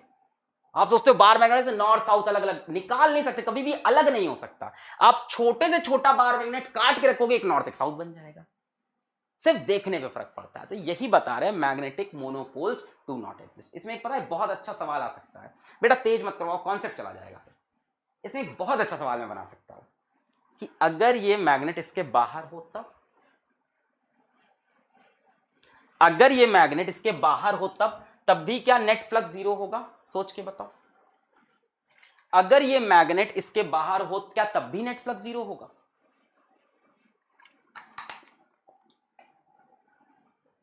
फंस गए। अगर ये मैग्नेट इसके बाहर हो तब भी क्या नेट फ्लक्स जीरो होगा? नहीं, तो फिर ये तो गलत कह रहे हो, नहीं होगा। हमने कहा अगर ये मैग्नेट बाहर हो तब भी क्या नेट फ्लक्स जीरो होगा, तुम कह रहे हो नहीं होगा, फिर ये तो गलत लिखा है। Magnetic flux through any close surface is zero. फंस गए। इसको अगर बाहर करें क्या तब भी फ्लक्स जीरो होगा? ये तो कह रहे हैं हाँ होगा, एनी क्लोज सरफेस जीरो, ये तो बोल रहे हैं। जरा देखो, बड़ा आसान था सोचना। मान लो बेटा मैग्नेट को मैं यहां रख दूं, यहां नॉर्थ यहां साउथ, और यहां मान लो क्लोज सरफेस है। बहुत आसान है समझना। मैग्नेट को बाहर कर दिया, ठीक है, नॉर्थ साउथ बाहर, ये बेटा मैग्नेटिक फील्ड लाइंस ऐसे ऐसे ऐसे, तीन फील्ड लाइन घुसी हैं, तीन फील्ड लाइन बाहर निकली हैं, नेट फ्लक्स फिर से जीरो होगा। मैंने मैग्नेट को उठा के बाहर कर लिया, इधर लिख लिया नॉर्थ पोल, इधर साउथ। नॉर्थ से मैग्नेटिक फील्ड लाइन निकली, तीन अंदर घुसी, तीन बाहर निकली, नेट फ्लक्स अभी भी क्या है, जीरो है। तभी तो लॉ बना है, गॉस लॉ ऑफ मैग्नेटिज्म। यानी मैक्सवेल की इक्वेशन में दो लॉ तो गॉस के ही चिपका दिए इन्होंने, Gauss law of electrostatics, Gauss law of magnetism. Gauss law of electrostatic ये बोलता है कि चार्ज अगर है क्लोज सरफेस में तो इलेक्ट्रिक फील्ड है, उसी से कूलम्स लॉ भी बना था। और ये क्या बोलता है, ये बोलता है कि मैग्नेटिक मोनोपोल्स एग्जिस्ट नहीं कर सकते। Next, Faraday's law of electromagnetic induction. इसमें क्या ही समझाऊं, change in magnetic flux induces an EMF, changing magnetic field induces an electric field. Change in magnetic flux induces, ये सबको पता है, EMF is equals to minus d change in magnetic flux. Actual में ये है change in magnetic flux induces an EMF, but इसी को हम लोग दूसरी तरह से पढ़ सकते हैं, changing magnetic field induces an electric field. Important, आज के लेक्चर में हमने पढ़ा है changing magnetic field induces electric field. बेटा ईएमएफ यानी वोल्टेज, ईएमएफ यानी voltage, delta V, delta V को हम लोग क्या लिखते थे, इंटीग्रल ई dot DL, closed integration, line integration है, line closed integration. E dot DL क्या होता है, डेल्टा वी यानी potential difference, is equals to minus d phi B by D t. Third equation में इसने किसको चिपका दिया, किसकी इक्वेशन चिपका दी, फैराडे साहब की इक्वेशन चिपका दी। बेटा व्हाट अबाउट डिफरेंशियल, नो बच्चा, डिफरेंशियल इक्वेशन एकदम नहीं छूनी है अभी आपको, वो तब छूना जब आपको फिजिक्स से बहुत प्यार हो और आप यूजी प्रोग्राम में चले जाओ फिजिक्स के अंडर ग्रेजुएशन में, तब इसकी डिफरेंशियल इक्वेशन आएगी, तब आप डेल ऑपरेटर पढ़ोगे, तब वहां पे ये चीजें और समझ में आएगी। ये किसकी इक्वेशन चिपका दी, फैराडे की। क्लियर है ये क्या बोल रहा है, ये बोल रहा है changing magnetic field induces an electric field. Magnetic field change होगी तो मैग्नेटिक फ्लक्स चेंज होगा और उससे इलेक्ट्रिक फील्ड बनेगी। Fourth, ampere Maxwell law. यहां पे इन्होंने क्या किया है, हमने डिजाइन किया है, हमारा नाम होगा एम्पियर मैक्सवेल लॉ। बेटा एम्पियर मैक्सवेल लॉ क्या कहता है, लिख के देखते हैं, ये integral B dot DL is equals to mu naught I. ये किसका था, एम्पियर्स लॉ था, है ना, line integration, line close integration, ये एम्पियर्स लॉ था। कैसे मॉडिफाई किया इन्होंने, इन्होंने बोला आईसी प्लस आईडी। इसी को आगे हम क्या लिख सकते हैं, integral B dot DL is equals to mu naught, बेटा आईसी की जगह लिख दें आई, कंडक्शन करंट को सिर्फ करंट बोल दें, डिस्प्लेसमेंट को epsilon naught D phi E by D t. जरा ध्यान से देखो, अगर इलेक्ट्रिक फील्ड चेंज होगी तो इलेक्ट्रिक फ्लक्स चेंज होगा, और इलेक्ट्रिक फ्लक्स चेंज हुआ तो मैग्नेटिक फील्ड बनेगी। यही तो आज हम लोग ने पढ़ा। अगर इलेक्ट्रिक फील्ड चेंज होगी तो इलेक्ट्रिक फ्लक्स चेंज होगा, और इलेक्ट्रिक फ्लक्स के चेंज होने से मैग्नेटिक फील्ड बनेगी। Changing electric field induces a magnetic field. Clear? Clear है एकदम? Do you want to revise all 4 equation in one page? Do you want to write all 4 equations in one page ताकि सारी एक बार में याद हो जाएं? क्लियर है? मजा आ रहा है? क्या आप चाहते हैं चारों एक जगह लिख दिया जाए? चलिए, शायद हमारे ऑपरेटर नहीं चाहते हैं, उन्होंने हमें एक स्पेस नहीं दिया। एक पेज दे देते हैं ऑपरेटर। तूने हमारे साथ ऐसा क्यों किया ऑपरेटर? खूनी ऑपरेटर हमारा। मैं दूसरी जगह लिख देता हूं, बाद में चिपका दूंगा उसको लास्ट पेज में। चलो यहां जगह है हमारे पास, आ जाओ, बाद में चिपका दूंगा मैं इसको। Maxwell's 4 fundamental equations.